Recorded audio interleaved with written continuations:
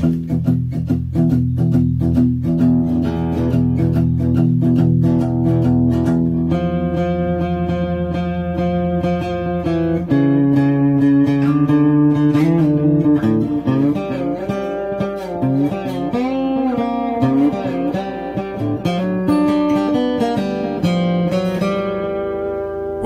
to the 300th episode of the Serious TV Drama Podcast. Oh, that's not very nice. Anyway, I'm Scott, and joining me on this momentous occasion, well, first, the tree beard to my Smeagol. It's Brian. Hey, Brian. Hey, Scott. How you doing, buddy? Surviving. And in addition to the Big B, we also have the Daria to all the buttheads who have ever appeared on this podcast. It's Jamie. Hey, Jamie. Hey. Sounds like Jamie from the block. Hey. Hey. Wow. Okay, there'll be no cultural appropriating on this podcast, Jamie. Anyway. I can't do a sarcastic eye roll and have it be a vocalized thing, so we had to improvise. It's okay. I imagine there's going to be a lot of sarcastic eye rolling on this podcast. And finally, the Odo to my quark, the light to my dark. Dan has returned to the podcast. Hey, Dan. Hi, it's me, Dan. Thanks for having me on the show. Yeah, it's great. It's what people have been waiting for. Anyway, we are here for, once again, number 300 podcast. Does that mean anything? It means that we've done this 299 other times. That's what it really means. So, we're moving away from the stuff that we've been doing over the past several months, the greatest blah, blah, blah dramas or whatever show, focusing on this one or that one. It's going to be kind of a hodgepodge of different kind of segments we're going to do for you guys tonight. Hopefully you will enjoy it. But first we're going to start with something basic, the kind of stuff we used to do, good Lord, probably 4 or 5 years ago. We don't really do this really much on the podcast anymore. We don't have a general conversation about, hey, so what are you watching? So we'll start off with Jamie. Hey, what are you watching? I just finished up Your Honor, and I have started American Gods. So I'm knee deep in that right now. Ooh. Well, I also finished Your Honor as of actually last night. I was a couple episodes behind, but at your behest, I made sure to catch up on it so we could actually talk about it for a few moments. Being aware that there'll probably be any number of folks who have not seen the series, so we may want to avoid spoilers here, to be nice. What did you think of it overall? First few episodes going in was kind of wondering where we were going to go with it. It was seeming rather familiar in theme. But by the fourth episode, I got pretty invested in it. And I really think the last 2 or 3 episodes were pretty great. I really enjoyed it. There was a few things where you could kind of see it coming from a mile away, but all in all, for a limited series, I thought it was good stuff. And you were satisfied with how it concluded? Basically, I really feel like there could have been a million other scenarios that ended the same way. Right. It had to end that way. Right. Yeah. Exactly what I was thinking as far as that specific event happened. I was like, all right, I knew it had to end this way one way or the other. I just had to put together, how are we going to get there? Exactly. Yeah. My feeling on the series, look, if you're going to tell me I can watch Bryan Cranston act for 10 episodes of pretty much anything, or most things, I should say, I'm probably going to give the show a shot, and I'm probably going to at least like it to a certain extent. And I did like the series. I didn't love it. I felt a lot of things were very telegraphed and done in a very obvious way. But I kind of realized that early on. So I said, okay, this isn't going to be like top tier kind of stuff necessarily, but still, when you have actors like Bryan Cranston, the occasionally, once again, favorite of the podcast, Margot Martindale showing up here and there, even though she was very underutilized in the series anyway. Yes. The fellow whose actor escapes my memory right now, who most people remember from The Wire more than anything else. can't believe I'm forgetting his name. But the guy who always had shit on The Wire. Love him. He was great. And then, of course, Michael Stolberg is always fun to watch, although I felt this was... I didn't like this as much as many of the other roles we've seen him in. I mean, if I stack this up next to either... I go to either Boardwalk Empire or even season 3 of Fargo, he's a much more interesting character. This is him bordering on caricature more than he normally does. He tends to be Fargo not included, because I can't really say that was an understated performance necessarily.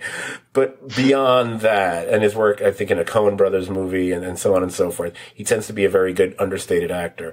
But again, I didn't mind it.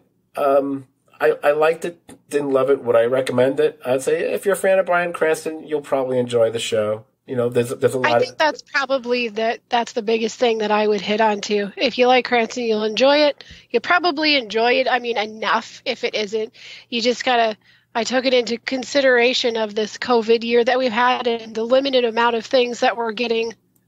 That's new, right? And I really don't have a lot of complaints. I would definitely not say, oh, it's one of the top things that I've watched all year. No. But I definitely didn't mind spending my time watching it. And again, I don't mean to sound like I'm panning it. I think they did a nice job of escalating tension, particularly over the last couple episodes, which is, I think, what you were referring to as well. So I kind of enjoyed that. However, I do kind of find it funny because, especially as I tend to watch things in the wee hours of the night, so, you know, I got to keep the volume low, don't want to disturb neighbors, and I have the captioning on, whatever. And I love that when the show comes on, the captioning is intriguing music. And I was like, wait, intriguing? the music is intriguing? It's like, no, not really. Yeah, I saw that. Again, I always have the captions on because I live with tiny humans that are loud, and right. You just always have to have the captions on if you want to catch anything. But, right, absolutely. Intriguing indeed. Yeah, I was like, not really, but okay. We'll go with that.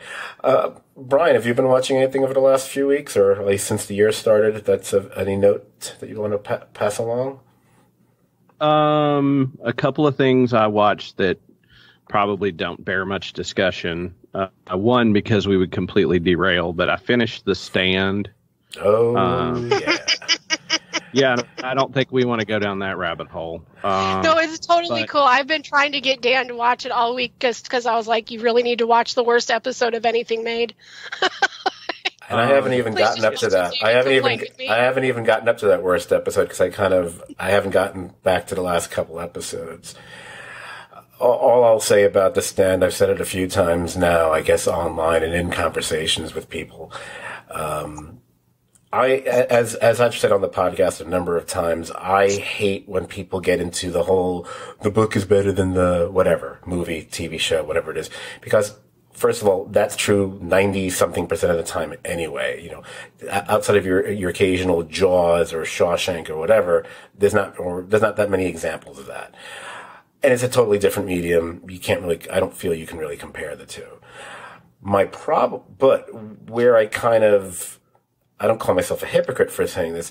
My issue with this version, even more so than my recollection of the version from the 90s, is if someone's never read The Stand, they've never seen a version of it, whatever, but they've heard about it, and they've probably heard about it from big fans of the book, because most people who are Stephen King fans, The Stand is among their favorites, if not their favorite, whatever.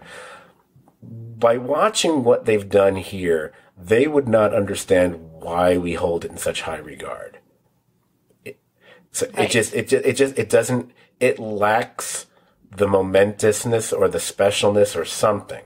And I can't chalk it up to any one thing. It's not just the fact that, you know, they decided not to tell it in a chronological way, which would have made more sense for that because it's a journey. You know, you don't cut up Lord of the Rings and, you know, flashback back and forth throughout the whole damn thing. No, the story is the journey. It's all about that. Or maybe some of the casting really wasn't great. You know, it was just, whatever. Really, he's, Stuart Ullman. Not Stuart Ullman. wrong Stephen King character. Stu Redmond. Thank you. Wow. Well, he's not Stuart Ullman either. Rest in peace, Jackie Cooper. No, not Jackie Cooper. I'm getting everything wrong tonight. Oh, man. Number 300. Anyway, but yeah, we don't need to go down the rabbit hole much further with that one. I will eventually go back to finish it off just because I feel like I gotta do it now. And knowing that it's that bad, Jamie, kind of sort of makes me want to watch it more just so I can. Oh, it was like, the entire time I was like, this is horrible and I'm loving just hating this. Like, I will say, it was rough. I will concur in that the episode, I believe Stephen King wrote it himself, wanting to correct something. Yes. And it's further proof that God bless his heart, the man just doesn't know how to end a story well. Like, you know, for him, writing is the journey. And The Stand is like a prime example of the journey. But so we don't get bogged down, I'll add in, I watched the first episode of Clarice. Interesting. I'll give it a chance. And the three sort of fun shows that I'm flipping back and forth between. I know, Scott, you inspired me on one of them. I started watching Buffy, and now, like, into season 3, apparently now Buffy is about to be canceled because Joss Whedon was apparently pretty terrible. But I've enjoyed it. I am a little bit over Angel and Buffy, but I understand the time and stuff, and it wasn't made for me as a 50-year-old man. I'm watching Larry Sanders' Show, which, my God, incredible. Watching that again. And the last thing I'm watching on the recommendation of my son, I've been watching Clone Wars on Disney Plus. Oh. And I watched it because Quentin told me, he said, Dad, Ahsoka is one of the best characters ever, and you should watch this. And I started watching it, and I understand why a group of people are so attached to that character after watching Clone Wars. So those are the things in my rotation right now. Interesting. First of all, just to not correct, but just clarify, nobody's canceling Buffy, mainly because Buffy hasn't been on in like 15 something years. I was being sarcastic. I know. Well, as some folks who listen to the podcast know, the next greatest TV drama episode of all time on the countdown is going to be an episode of Buffy. So let's just say there's no avoiding the elephant in the room. I'm sure my co-host and I for that podcast will touch upon the Joss Whedon controversy, whatever, you know. Like I said, people still separate the art from the artist. It's not really going to factor in because, you know, you don't want to take away from all the actors who may very well have been abused, but it's not like they don't want their work to be seen, you know. So I don't envision that being a situation. Dan, I know you don't often have a lot of time for television, so I don't know if you've gotten a chance to watch anything as of late. So, and I always regret not asking you ahead of time before we start recording one of these, but I'll take a chance. Dan, have you been watching anything as of lately? Well, when I was stuck in COVID quarantine, I actually watched TV pretty much nonstop. Oh. So I watched like 65 episodes of Schitt's Creek, and I watched like 70 episodes of Frasier, and I watched Watchmen, as well as like the most comics, so I can watch so I can read the book because I lost my copy of the book. So I think that's what I watched during that. Okay, I caught most of that. There was sounded like a little bit of microphone juggling for a second there. But wow, yeah, it sounds like you've been catching up on a lot of stuff that we've been talking about. Happy to hear about Schitt's Creek, first and foremost. And yeah, Watchmen too. Yeah, whatever. But I'm more excited to hear that you watch Schitt's Creek actually at this point. Yeah. I haven't finished it yet. I will. At some point. Yeah, if you've watched 65 episodes, I think that is there 80 of them? I can't remember. 70 something of them? Yeah, you're in the home stretch for sure. I watched a bunch of Cheers too, season 7 or 8. Well, I kind of feel there's certain shows you don't even have to mention you watch it. I think it just goes without saying that you watch Cheers or Frasier. But there's nothing wrong with it. Those are, you can't get better comfort food than, high quality sitcoms like those two. So, that's much to your credit, as always. Myself, yes, I'm sorry. I couldn't smell or taste in my comfort food, so watching it was the only thing I could do, and listen to it. Oh, there you go. Myself over the last few weeks, I think outside of anything that was related to the podcast, I've been hitting the HBO Max, DC hub pretty heavy. I binged the 2 seasons of Titans there. It was better than I expected it to be. I guess I had such lowered expectations, and the first few episodes were kind of, and then it just started to get better and better. It's actually pretty good. At the very least, I would stack it up against any, say, Netflix Marvel show, for sure. I mean, the weakest thing about it is maybe they could have gotten a more substantial actor to play the main role of Dick Grayson. Even he gets kind of better as it goes along, at least late in the second season. But there are some nice little twists on it. Love Ian Glenn from Game of Thrones as Bruce Wayne on it. And when I heard that, I was like, that's an odd choice, but I'll check it out. And there's one episode where basically Bruce Wayne is essentially haunting Dick Grayson throughout the episode. And it's so much fun. It's like, he's having so much more fun in this one episode than he had the entire time he was on Game of Thrones. I guarantee it. Plus he probably wasn't getting like sand down his underwear or anything during the whole thing. Other than that, I've been marching through every single DC animated movie on HBO Max, and I am literally down to, I think I'm actually down to the last one. I think there's only one left that's available there, so good Lord. There's some of them are actually quite good. DC's always known for being, Marvel obviously has more than the upper hand when it comes to live action features over the last several years, but DC does tend to crush it with the animated stuff. They're not all great. There's a few semi-clunkers in there, but some of them are really, really good, fun watches. You start to think, why can't they just adapt this very script, maybe tweak it up a little bit, and then boom, there's your goddamn movie script, people. We wouldn't have to have a Snyder cut then. We'd actually have an interesting Justice League movie, but whatever.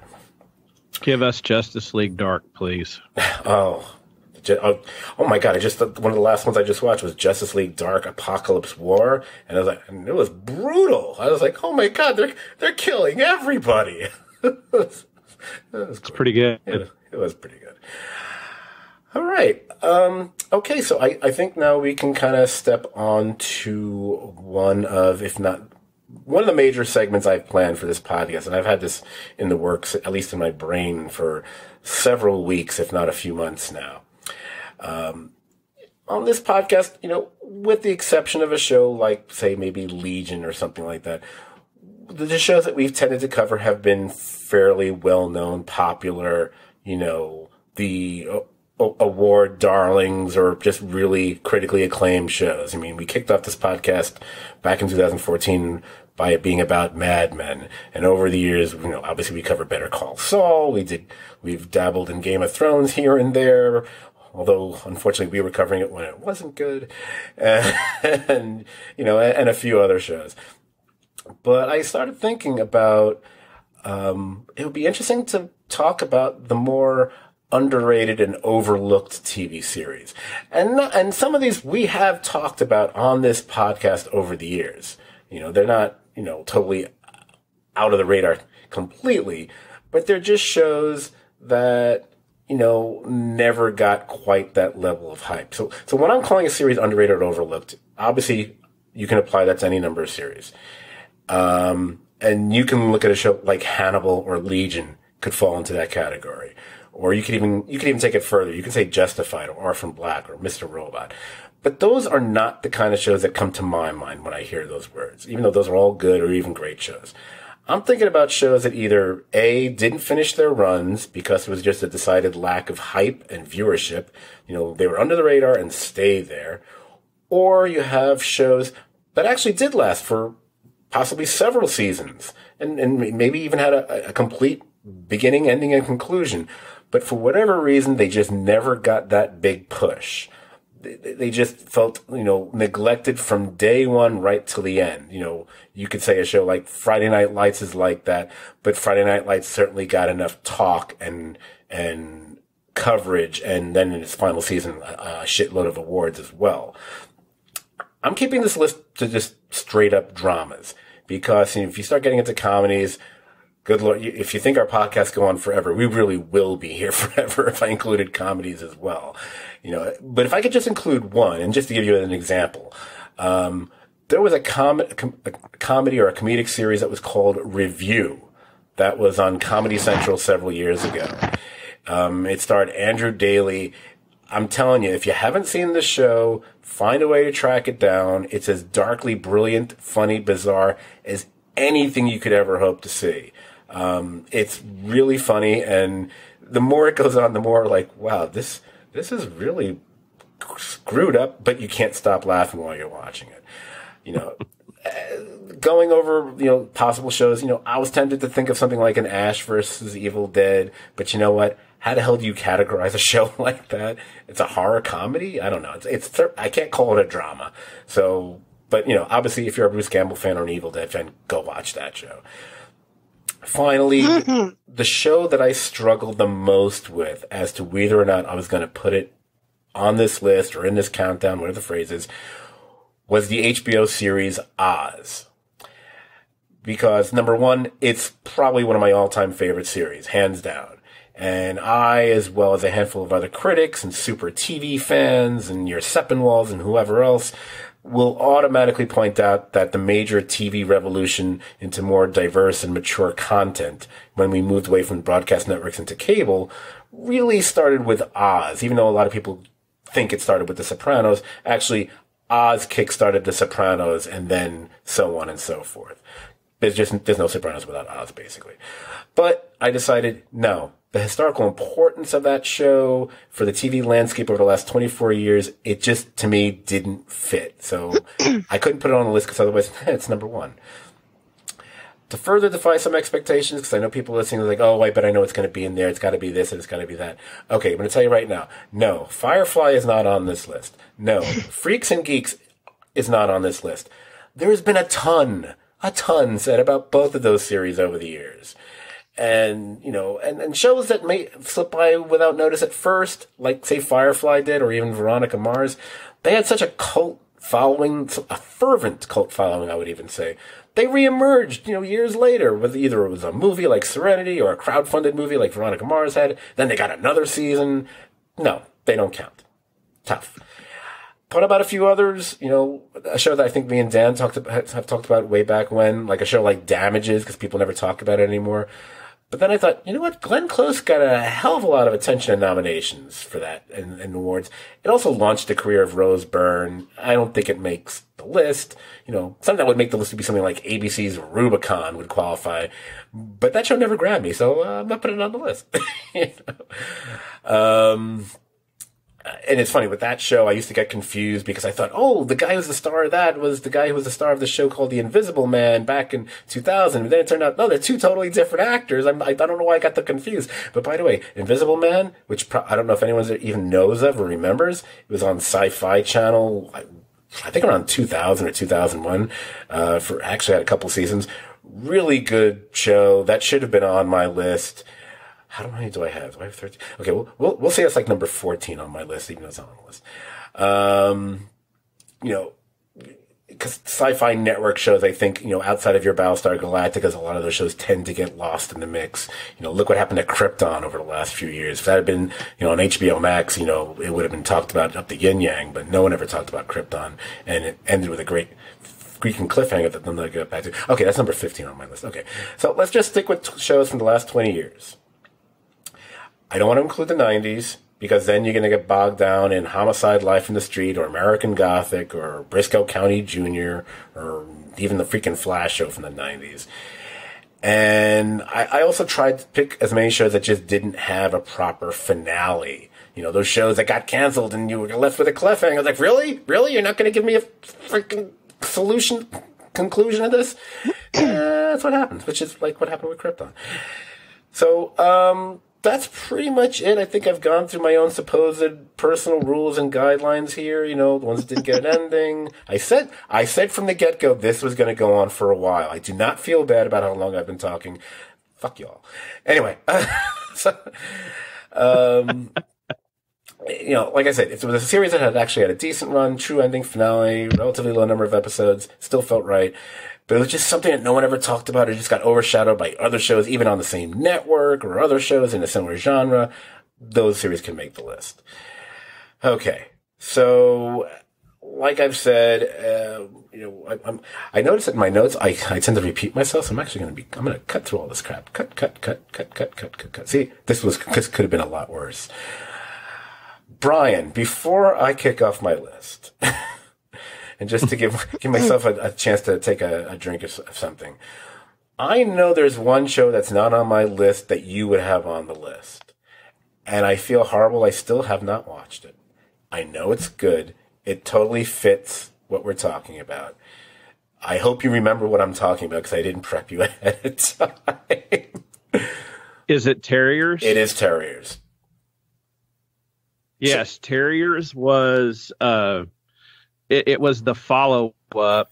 I believe Sean Ryan followed up The Shield with Terriers, and it was Donald Logue, and I forget the other actor's name. He was, I think, on True Blood before moving to that show.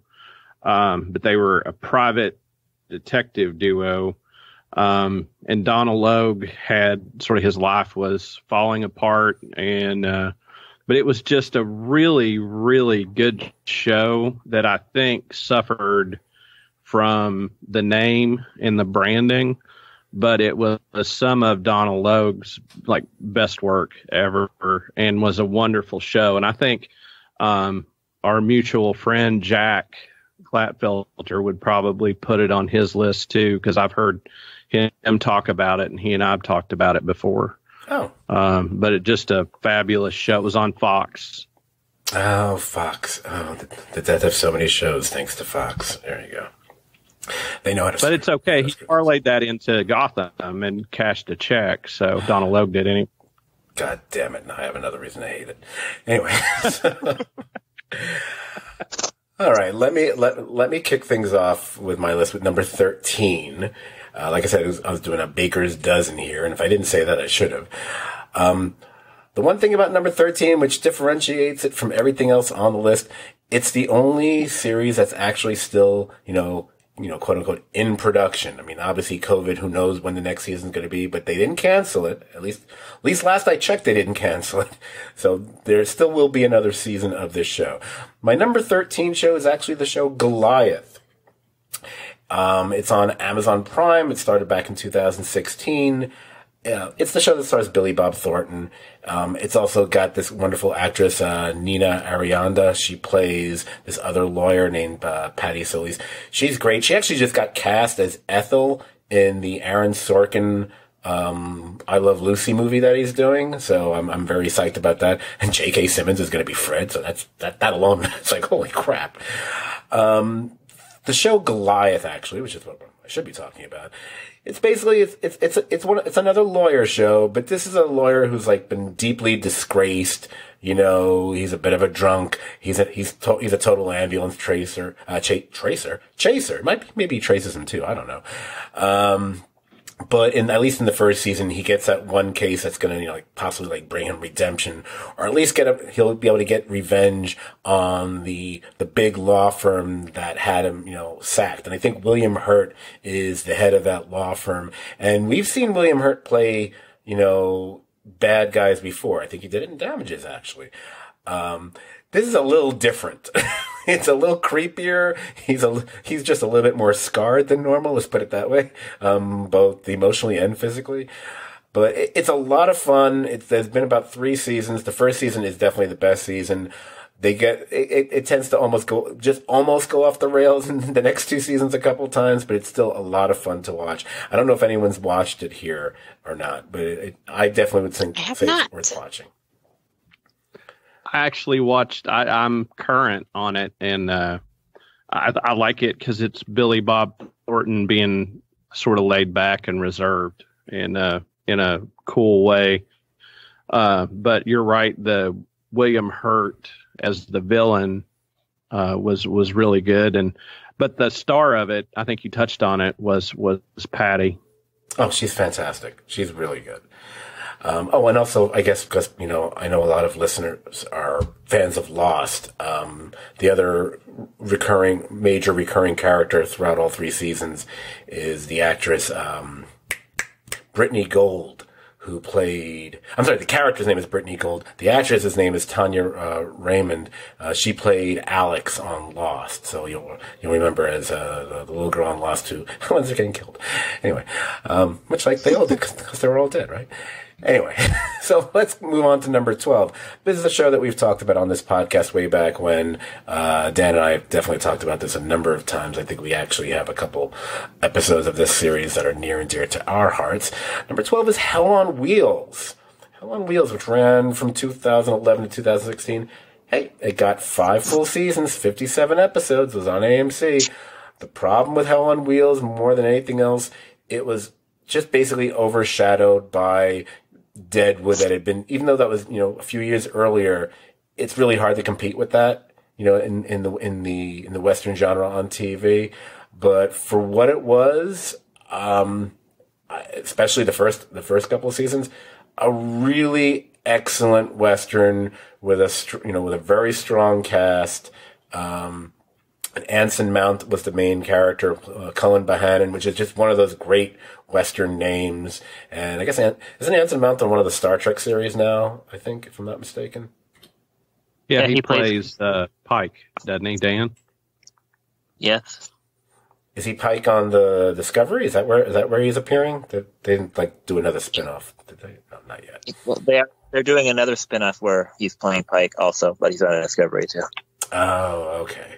Oh, and speaking of Star Trek, Cole Meany's on Hell on Wheels also, getting a bit more to do than he ever really did on the Star Trek series he showed up on, as Thomas Durant. He definitely has a lot of fun kind of being the sort of kind of villain for the most part. I like the fact that there's a lot of shades of gray to that character, which I could say of most of the characters on that show. I don't know about the Swede, but that's just a strange one. But Hell on Wheels was definitely a fun and compelling watch. And I kind of think a show like that would probably even benefit more from a binge if one was to binge it now. So I would definitely. That's how I watched it. Yeah. Did you enjoy it as well? Absolutely. It's one of my favorites. It's actually on my list.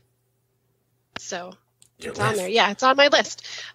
It definitely is a great show. It's a lot of fun. And the last season, how they had to kind of split it there in the 2 pieces or whatever, I don't know. There was some things that I would have loved to have been able to see them pull the story through a little bit further. But overall, I don't really have a ton of complaints on the end. But it is definitely one of my favorite shows that I've watched in the last, 10 years. Excellent. I think it's one of those shows. It's an AMC show that was on, back when it premiered in 2011. It was on 2011, 12, 13. Excellent show, but it got overshadowed by the other major AMC shows that were still on at the time. Yes. Because you still got Breaking Bad on, you still have Mad Men on, and that's right. If I'm not mistaken, that's also the early years of Walking Dead, where you couldn't get away from that freaking show. So Hell on Wheels kind of got overshadowed by all its other fellow shows on AMC, I think. Absolutely. So now the next one, this will be one of my more odd choices. So forgive me for that, but I don't care. My list. Number 11 choice is the show Limitless. Limitless was a show on CBS. It was on back in 2015. It only got 1 season. It was based on a movie from 2011. A movie that starred Bradley Cooper and Robert De Niro, of all people. Actually, for the show, Bradley Cooper was a producer, and he actually appeared in 4 episodes as the same character he was in the original movie, except now he was a senator who basically, he might as well be Might as well be no hope, no hope for Stilson kind of a character, because he seemed like he'd gotten just a little bit corrupt.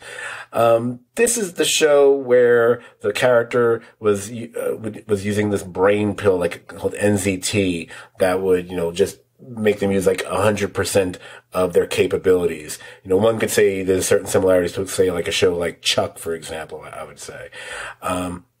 But it was actually just a fun show. It starred Jake McDorman, who folks might have, he showed up in one episode of Watchmen, actually, the one that we did on the Greatest TV Drama Countdown, because he played the hero, the superhero that recruits Hooded Justice, whose name escapes me at the moment, because we're not doing that podcast right now. Also Jennifer Carpenter, who people know from Dexter, she was on that show as the agent who works with him. There's several other actors that you'd recognize, like Maria Elizabeth Mastriano and a bunch of other ones. It was a fun show. It only got one season, and when I did a little research on it, it seemed like they actually did want to bring it back, but then the producers were talking about wanting to shop it somewhere else, and so there was some conflicts with the producers, and then I think CBS said, you know what, screw you, we're just going to cancel you. So that's what happened with that show. My number 10 is a show I know at least Brian has watched. I don't know if Jamie's ever seen it. Number 10 is a show called Counterpart. Show that ran 2017-2019, just 2 seasons on Starz, starring in let's say a double role, J.K. Simmons. You can't really go wrong with J.K. Simmons. How to describe that show? Whenever you get a show that deals in, parallel universes and things of that nature, because the J.K. Simmons character initially plays this kind of this hapless little office drone who discovers that, the organization he's working for is actually hiding this gateway to a parallel dimension that turns out to be in a Cold War with, the Earth that we start off with.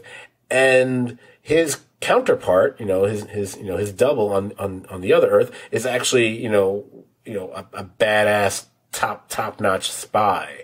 So then you have this whole you have science fiction, you have spy intrigue, you have, the whole thing with the Cold War.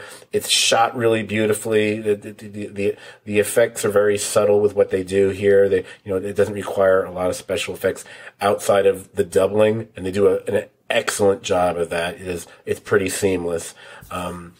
It's a very, very good show. It really deserved to have more than just 2 seasons, Although J.K. Simmons is one of those busiest guys in Hollywood type, so I don't know if he really would have had time to do more than 2 seasons of the show, but it's really an exceptional show. Yeah, it was fun to watch him play like a bumbling bureaucrat type guy, opposite a total badass in that show. But also the difference in the characters between the worlds and switching back and forth, and the way they do it with just sort of an underground tunnel between the 2 worlds was interesting. But, I think you and I were the only 2 people I knew that watched it. Yeah, it's a shame. The only 2. And it's also, it's very emotionally effective. I mean, if you're going to watch a show on Starz, I would have said, hey, Jamie, skip American Gods, because guess what? You're wasting your time with that. If I stop watching a show, that says something, because I never stop watching crap. I'm still. How far did you make it? I am not watching the current season. I did watch the previous 2 seasons. I just refused to. Okay, I'm in season 3 and I still like it, so. Wow. Well. I know. Yeah. Well. Yeah. It's Sorry. Sorry, you don't have perfect taste. Any standards, you fucking drunk. Yeah, I'm assuming she's been on at least a 24-hour bender at this point. So, which takes us to number 9, Carnival. Show that was on HBO back in 2003 through 2005. I loved Carnival. Only had 2 seasons. This is one of those really frustrating ones because it ended with a cliffhanger and we never got back to it. Yep.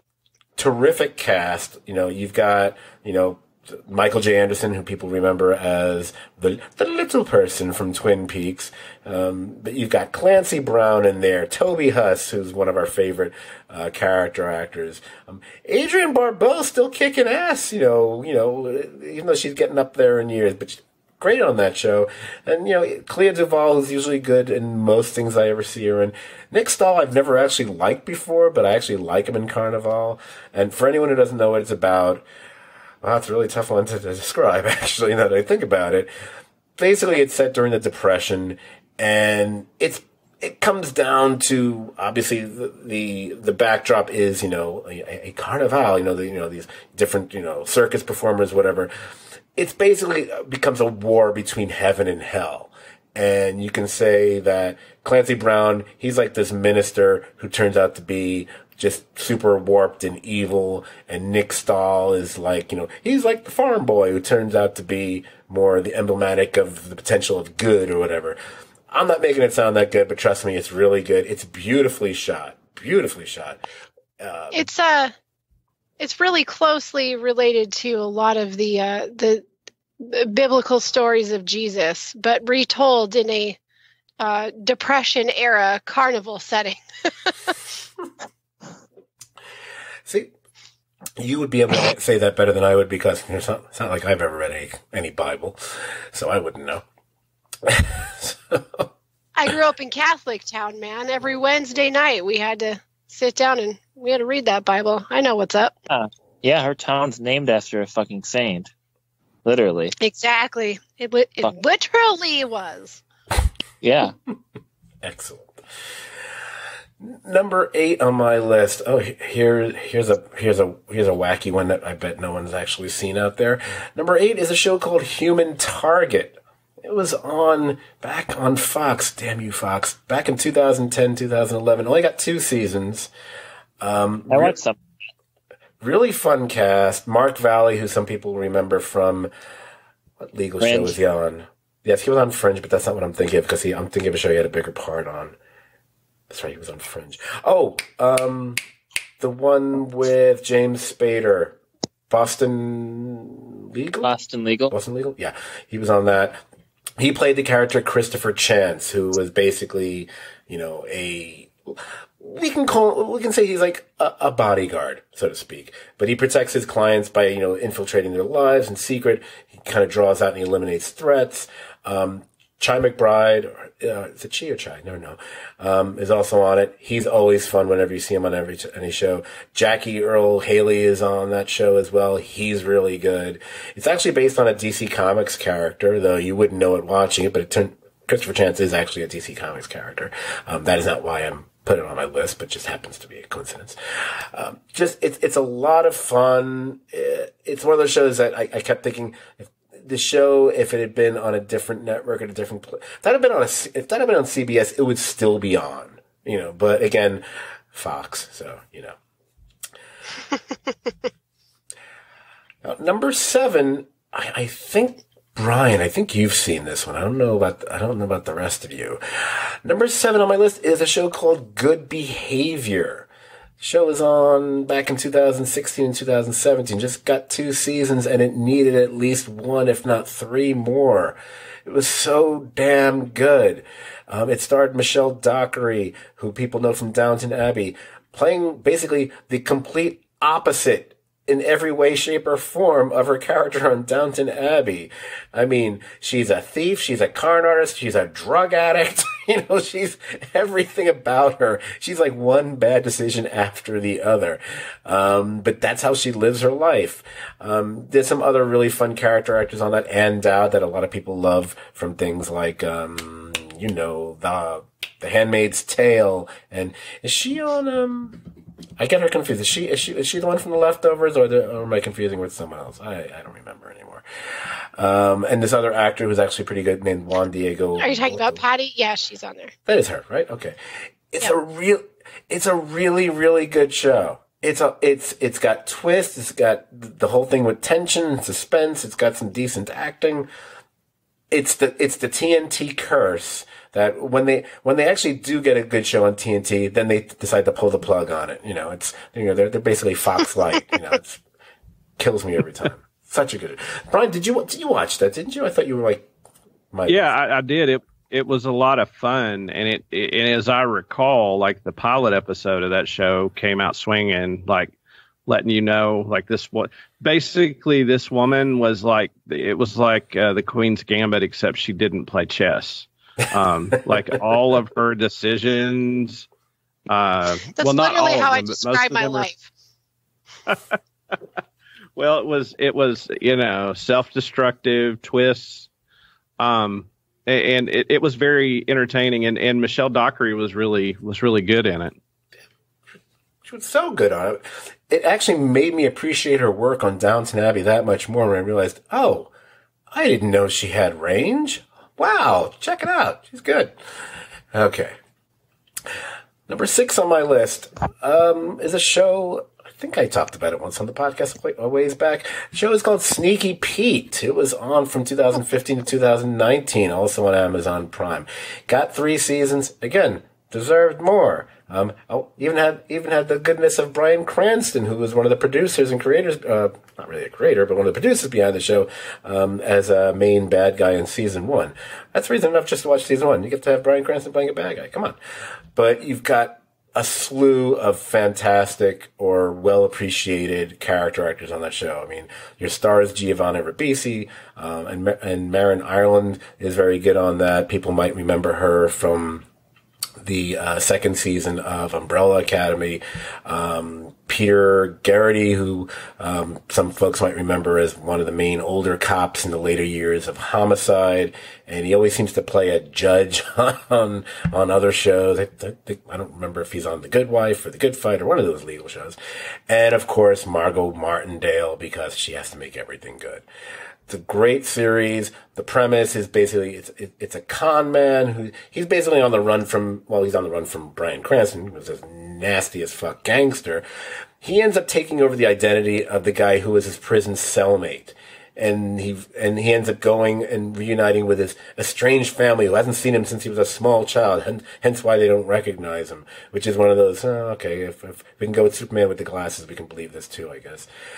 But then it turns out he ends up mired in just even more crazy shit. And of course, when you deal with a show where your main character is a con man, well, you're going to be getting the twists and turns every season of, the cons going on, and at some point the audience is being conned as well. Like, oh, I didn't see that coming, even though you should have, because what do you think you're watching? It's like Ocean's 11 or this thing, reduced to like a 42-minute episode. Did anyone watch that? Yeah, it was good. I enjoyed it, and the first season I thought was good, but I thought the way it went in subsequent seasons elevated it. I thought it was really good and probably needed 2 seasons to finish out the story. I hated that it ended when it did. Yeah, I was so angry when I heard that it ended. I was like, really? You're Amazon Prime. You have all the money in the world. You can let this show go on for another season or 2. Damn you. All right. Number 5. Number 5 is a show that actually got a full run. I believe you could say it had to my recollection, and correct me if I'm wrong, because I haven't watched it in a while, so maybe I'm forgetting. But I believe the show had a beginning, middle, and end, although I have no recollection of the end, so I'm not sure. But I know it's a very good show, and that's why it's number 5, and the show is Southland. That was on from back in 2009 to 2013. It got 5 seasons, but only 43 episodes. Interesting. But you had a slew of great actors. You're first and foremost, you got the Queen on it. You got Regina King. There's your reason to watch it more than anything else. Other actors like Michael Cudlitz is on it. I think C. Thomas Howell was on that. That guy who ended up in Gotham later on is on it. I know his name. It's like Ben McKenzie or whatever his name is. Whatever. I didn't hate him yet because he wasn't on Gotham yet. But it's it's kind of it's a slightly nicer take on the LAPD compared to a show like The Shield, but there's still a lot of screwed up dark stuff on Southland as well. You're dealing really more primarily with just the uniform police pretty much on Southland, but it's a very, very good show. It's one of those shows that, again, maybe if it had been on a different network, TNT, Curse of TNT, it might have gotten a bit more notice. Maybe it might have gotten a bigger push as far as awards or acclaim or whatever. But still, a very good show. Anybody? No? Yeah, I thought. I was sorry. I thought you were moving on, but. No. Michael Cudlitz was really good on it. That's where he sort of came to my attention. And then I was interested to see him transition to Abraham on The Walking Dead because I came to learn of him on Southland. Right. But yeah, I mean, that's also where Regina King sort of first captured the screen for me in a big way. She's amazing on that show. And I think that was another one that was sort of around the time of the end of Friday Night Lights. And that was sort of the next show that came up that people tried to push, but never really caught traction. Right. That makes sense. And the TNT thing didn't help. So I'm just beating up on TNT and Fox whenever I can. I don't care. Number four on the list is Pushing Daisies. That had to be on this list. 2007 to 2009. We already know we love the guy behind the show, Brian Fuller. We've talked about him a million times between Hannibal and his Star Trek connections and so on and so forth. But Pushing Daisies only got 2 seasons, which was only 22 episodes in total. And that's on NBC, which means it really got the shaft. It starred Lee Pace. Anna Friel is on it. Again, Chi McBride, or however you pronounce his name. Such a good, fun show. Anyone who has never gotten around to seeing it, how do I describe it? It's based around a pie maker. And he's got this ability, with a touch of his hand, to bring dead people back to life. And he also helps solve murder mysteries with his, alive again, childhood sweetheart. And there's also, you get your cynical PI in it. You get a lovesick waitress. You get a description of obviously taken straight out of IMDb, in case you guys haven't picked up on that already. But does he make pot pies too, like savory pies, or just fruit pies? My recollection is he makes all sorts of pies. Except for hair pies. Anyway, so wow, why did I say that? So I think I just because you're Scott and you couldn't help yourself. Oh, I am amazed with the restraint I've shown as of late. One person got it. So, but obviously you had very fun, bright, colorful characters. But it's the show itself was bright and colorful. The set direction, the art direction, kind of thing one doesn't often make much notice of when it comes to a network TV show. But this show was beautiful to look at. I mean, it was like each little episode felt like a little work of art, that was just beautifully constructed. It was so much. I don't know anyone who's actually watched that show and didn't come away with like, oh, I just feel so much better watching that show. And for that reason alone, this show deserved a much longer lifeline. But Brian Fuller does a good show. Hey, yeah, we're not going to let it run more than a couple seasons because, screw him, because that's just what happens, Hannibal. All right. Yeah, I think you touched on something that show inspired, I think, later shows. Like, I think the look of The Good Place, and shows like that sort of take on metaphysical things with an absurdist tone. Yes. That do it with all the bright colors. That was really one of the first shows where like the color palette of the show was a character. Like it told the story of the show. And Yeah, it's really something to watch, and watching it and then watching Brian Fuller, it's no wonder that Hannibal looked so gorgeous, even while, showing terrible stuff. You know what it kind of oddly reminds me of, although perhaps with a brighter palette for the most part, but still with a very dark underpinning. The Netflix version and the series of A Series of Unfortunate Events. It's got that kind of storybook quality to it. That's a show that should have made that Netflix shows don't get to make the list. No, because everyone sees them.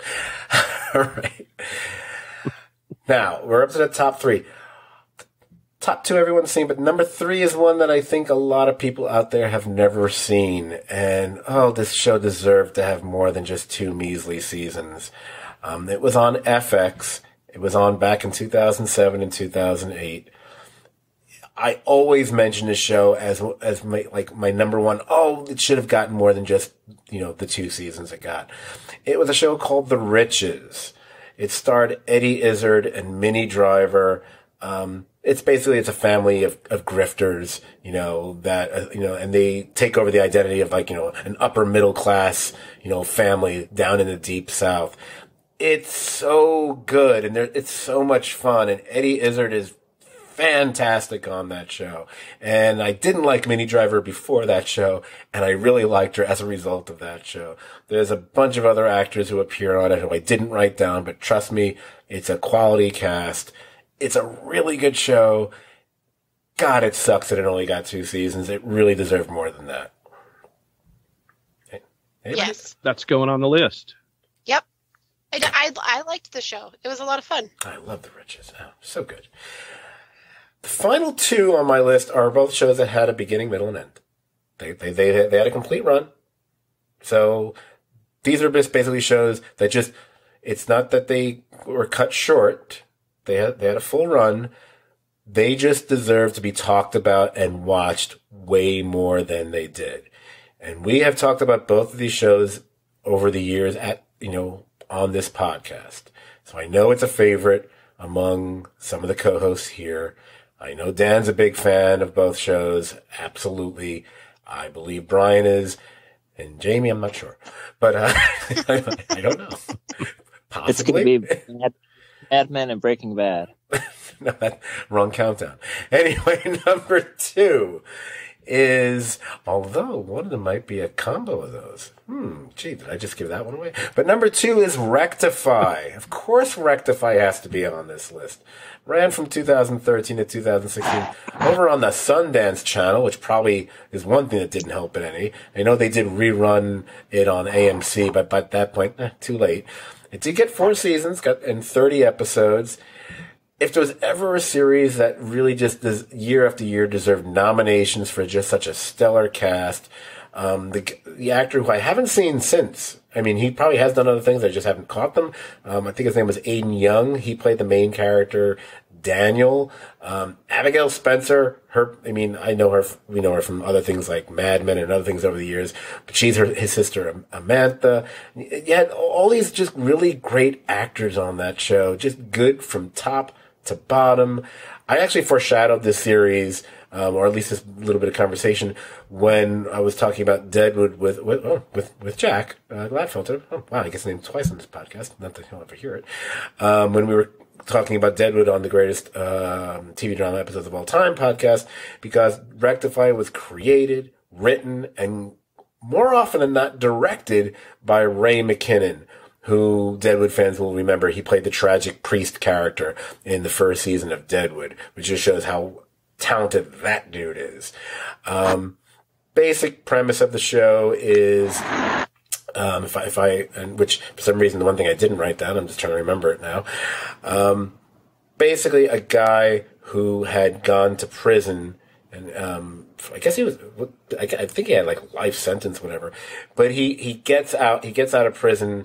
Was it due to a DNA thing that they decided to release him? Was that why he initially got released? Yeah, it's due to the appellate process. There's some DNA, there's some evidence of an alternate perpetrator, but they don't dismiss his case. He gets out, and he's still awaiting final resolution, possible retrial of the case, and it sort of goes through the emotional toll of that process on the whole town and the family. And one person that's on that show that people know now but didn't know then was J. Smith Cameron, who now is of Billions, or not Billions. What's the HBO show? Succession. Right. Oh, I didn't even know that, because that's one of the only shows I still haven't gotten around to seeing, Succession. This year I will. Yeah, I mean, it's a beautiful show. I mean, it's, if you need your show to be a bit more on the fast-paced side, not the show for you. It's a show that very much is deliberate. It takes its time. It can be quite somber at times, or solemn from here and there. A lot of that is because that's pretty much the personality of the main character. And considering, and as you learn what he's gone through, it's very much understandable. But there's something that's just beautifully poetic about that show. And I became enthralled by it. I was shocked by how much I was taken with it at the time. And again, I believe we talked about it way back when in the early years of this podcast a few times, because I think even back then we were like, how is the show not getting nominated for stuff? This is one of those things that just proves that award shows are bullshit, as I know Dan believes.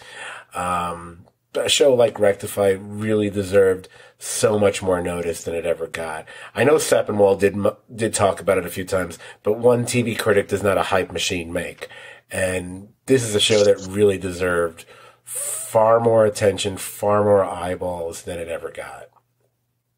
Hey, absolutely. And every year you fuckers get more on the award shows, they're bullshit, the bandwagon with me, because just they're just fucking rubber stamping that shit, and they're a bunch of fuckheads that go and go in their lame fucking Beverly Hills restaurants without masks, fucking circle jerking each other, so they can go fuck themselves.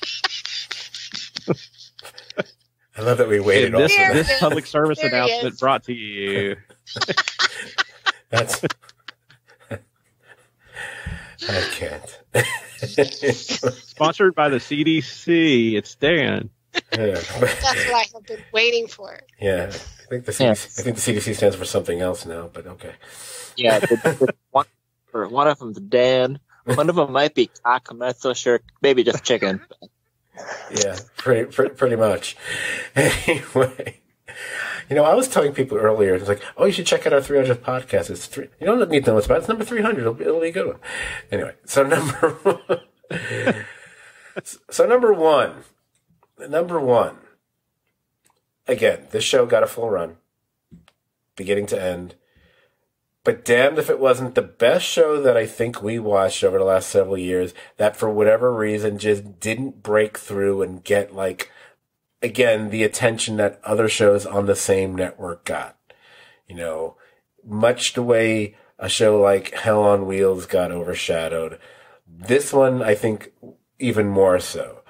And maybe because of certain, especially in the first season, certain maybe minor thematic similarities between this show and some of the bigger boys on AMC, previous to it, like a Mad Men. And you could even drop a little dabble of Breaking Bad. I think we once joked about it being kind of a weird merger between the two of them. Show that was on back in 2014, ran until 2017, got 4 seasons, which meant 40 episodes. And look at that. Lee Pace gets to be on 2 shows in my countdown. And I'm not even a Lee Pace fan, but maybe I am. Because obviously number 1 is Halt and Catch Fire. Halt and Catch Fire. So good. Like Terriers, it has just a stupid fucking name.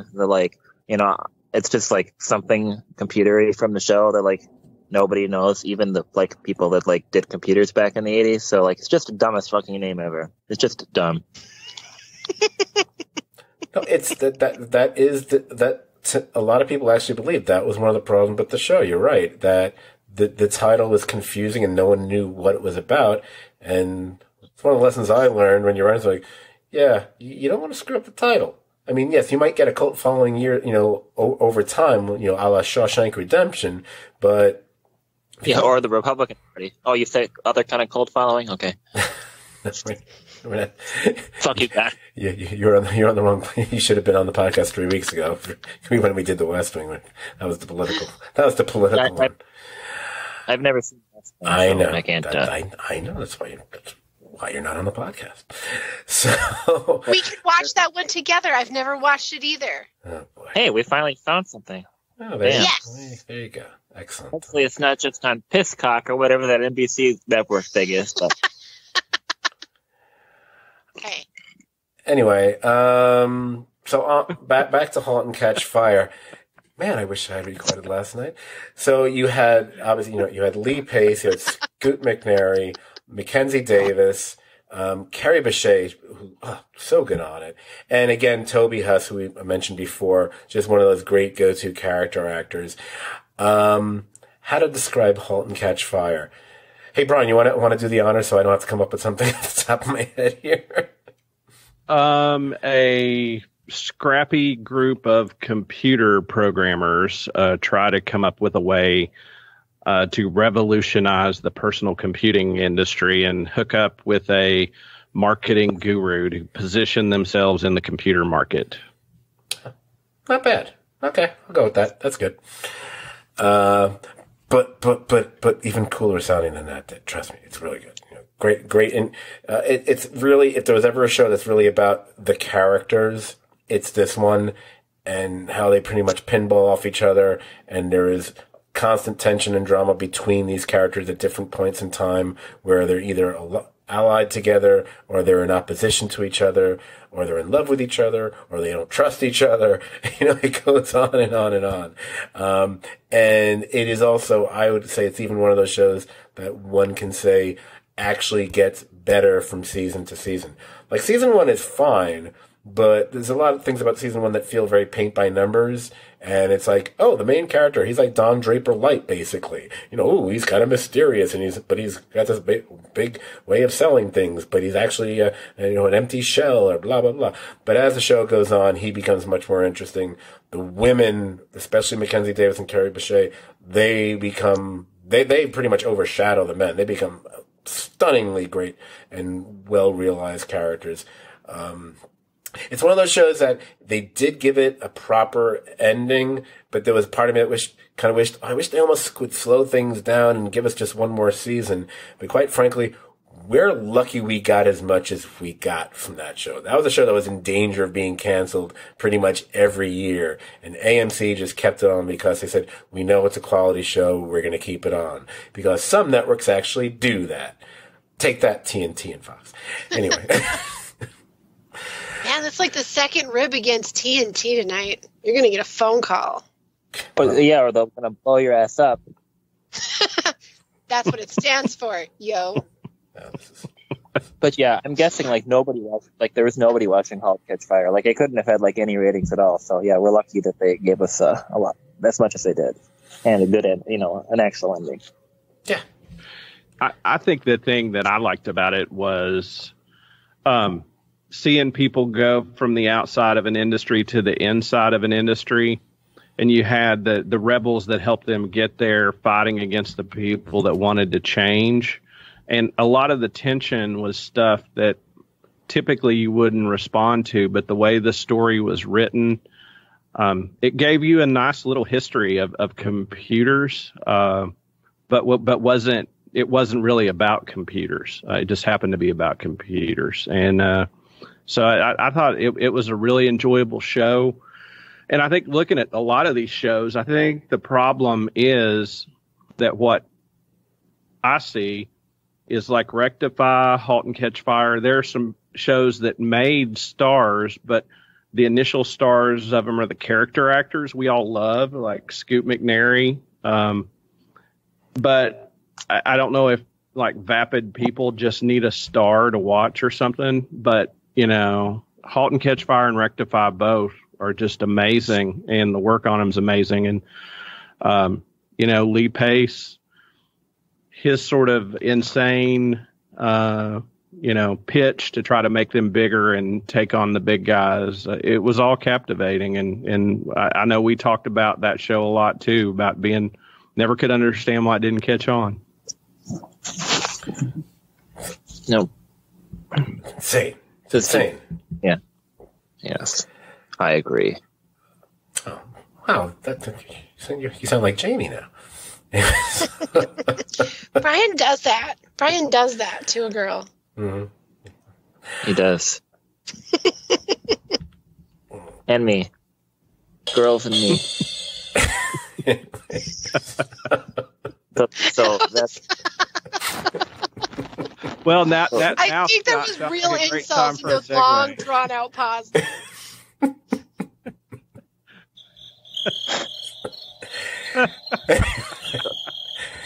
So Jamie has a list. Jamie has a list of these shows too, right? I do. It's not nearly as written out on my Post-it. Okay. On my Post-it note. Stop talking about the list and just tell us the list. Tell us the list. Okay. So we already did Hell on Wheels. Got that covered. But mine's kind of a mix between the endings that shouldn't have happened the way they did and just shows that were underrated and didn't get the mainstream attention that maybe I felt that they could have possibly had. Number one is Being Human, the UK version, not the horrible sci-fi American version that never was worth a damn. But the UK version of Being Human is an excellent series.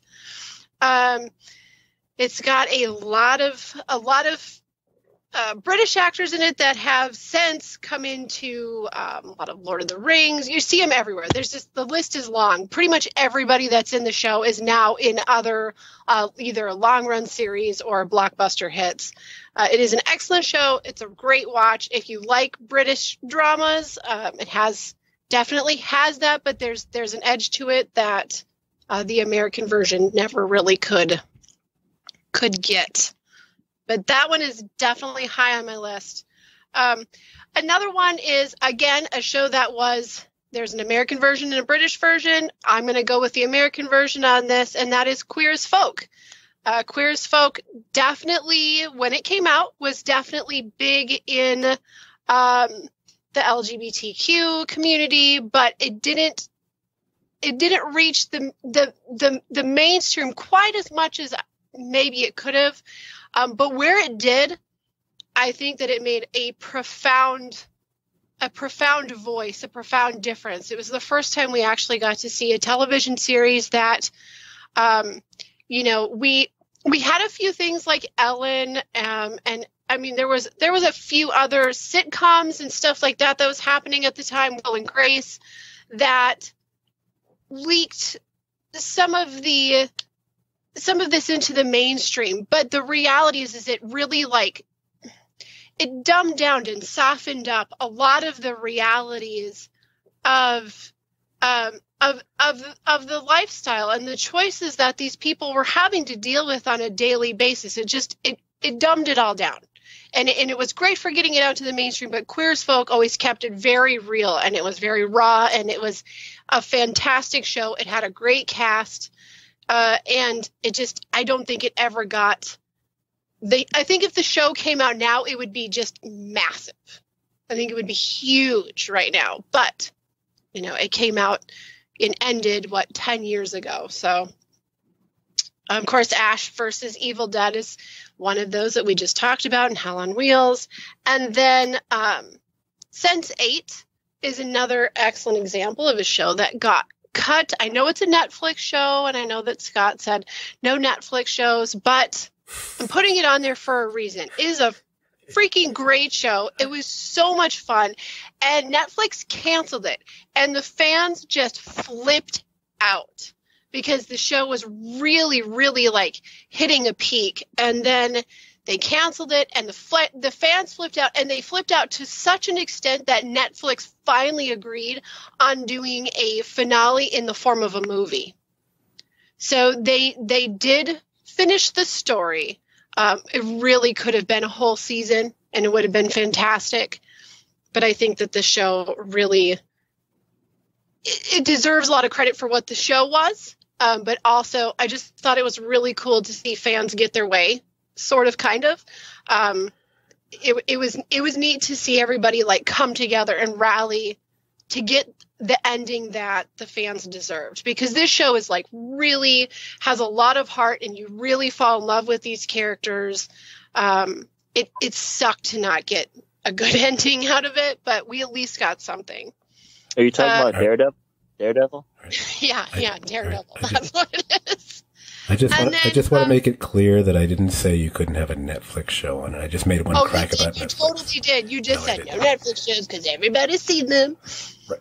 No, I haven't seen it, but that wasn't what I meant. So okay. I mean, I have all those Amazon Prime shows on my goddamn thing. So and finally, another show that it was on Netflix for us. And I don't know, I just put this on the list because I just think it's one of those things that it is an Australian show. It's not an American show, but it is on Netflix. So I feel like it's anyone's game at this point. It did not get canceled, but it's an underrated show. And I feel like way more people need to try it out. And that is Glitch. It's great. If any sort of like sci-fi or, if you're a fan of any sort of like sci-fi or any sort of thing like that, just give it a try. Just give it a try. Check out the first 2 or 3 episodes. It's a fantastic show. It's so great. And it really got me looking into Australian dramas, which, by the way, they have a ton of amazing ones. So just a direction to go. It needs more attention. Put it out there. That's my list.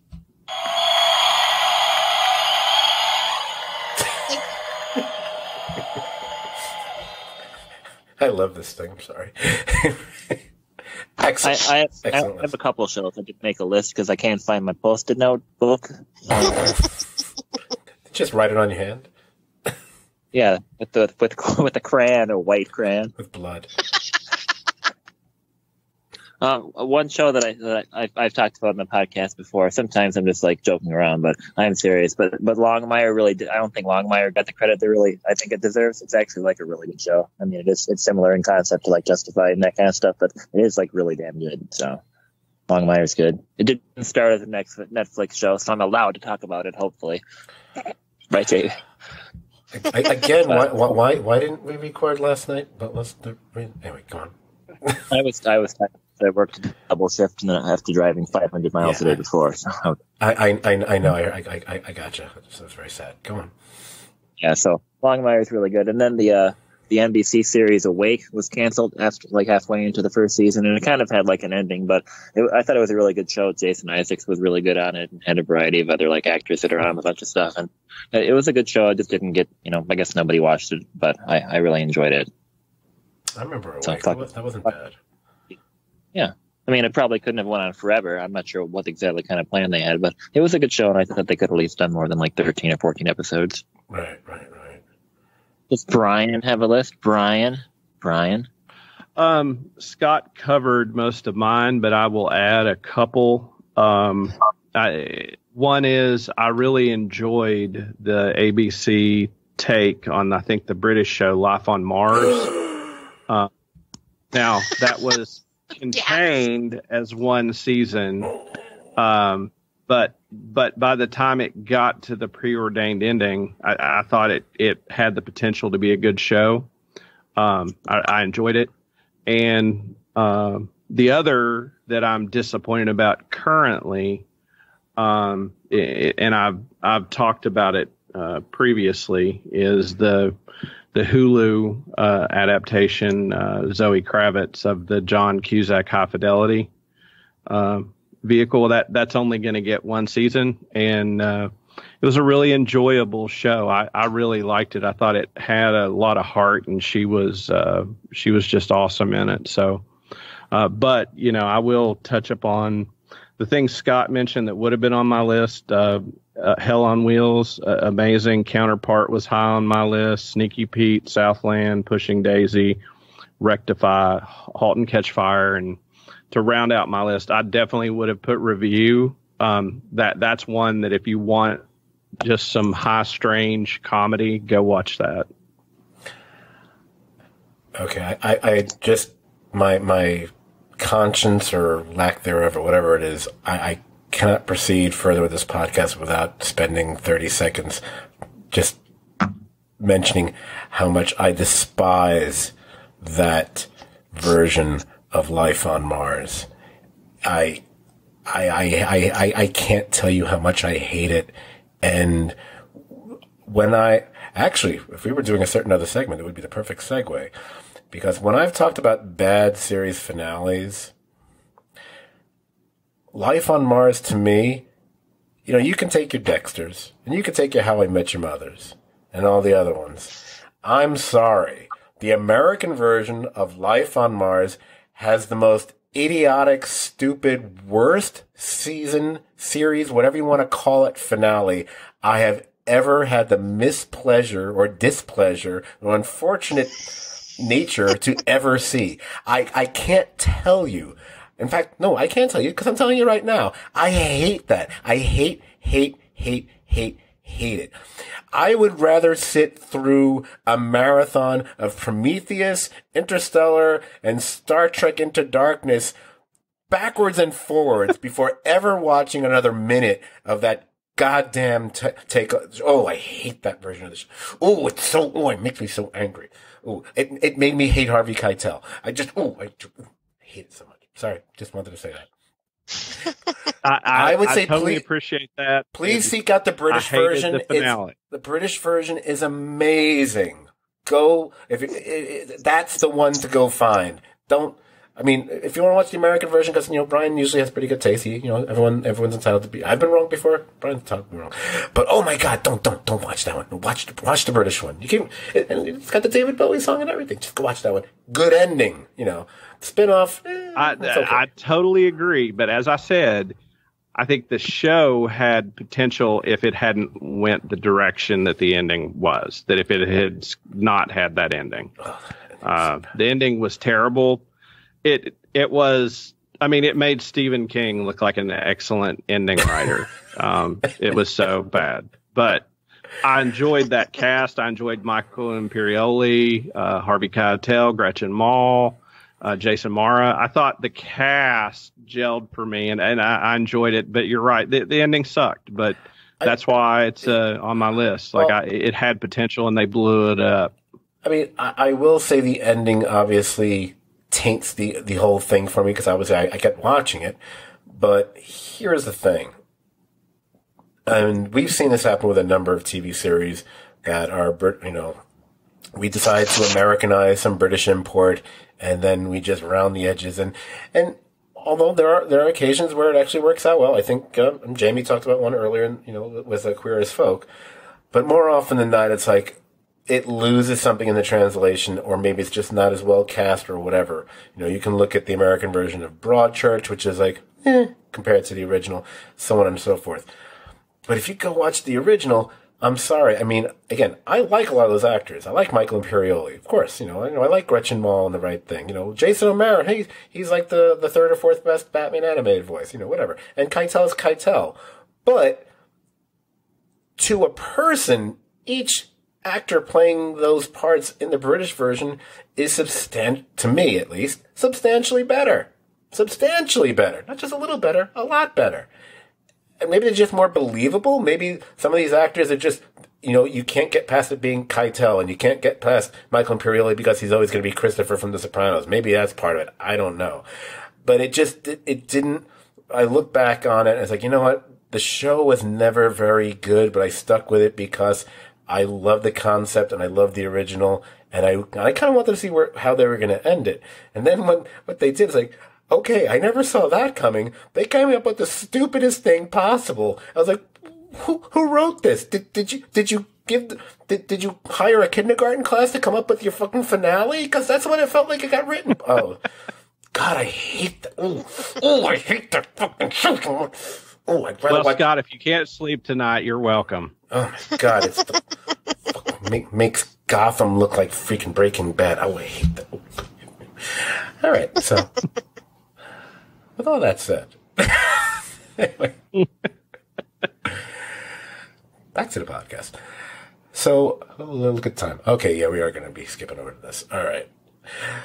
So, again, I was trying to come up with ideas for our 300th podcast. And one thing that occurred to me a few weeks back, kind of a little fun game, if you want to call it that. I'd seen online, there was like a recent like internet article or something, and they had recast the movie Aliens, which, that came out back in, I think, 1986, if I'm not mistaken. They recast it with like a modern day cast. There was nothing really that interesting about the article, and quite frankly, nothing really interesting about the casting at all. But it kind of triggered a memory in me. It reminded me of something I did, good Lord, a million years ago, pre-Facebook, pre-MySpace. It was back when I used to hang out on these DC Comics message boards or something like that. And I had the idea, and I ended up casting the entire, all these DC Comics Golden Age characters with the actors of the 40s and 50s, when the Justice Society of America, those were the characters, the team, whatever, when they existed, so maybe you'd have like, I don't know, Alan Ladd as, the Green Lantern of that era. I don't remember if I actually cast him or not. I'm just using him. It might have been William Holden. I don't remember. So it kind of got my head thinking about a possible goofy idea here. Is if you could take any TV series, now it could be one that's on right now, it could be one from a few years ago, or take one from, 40 years ago, and then you picked an era of Hollywood. In fact, forget era. Let's just pick a specific year. That way, can really target it. And you were to recast that show with who you might think would be like the best choices and options available at the time. Don't care how big a star or anything like that. This isn't about real world considerations. This is just pure fantasy.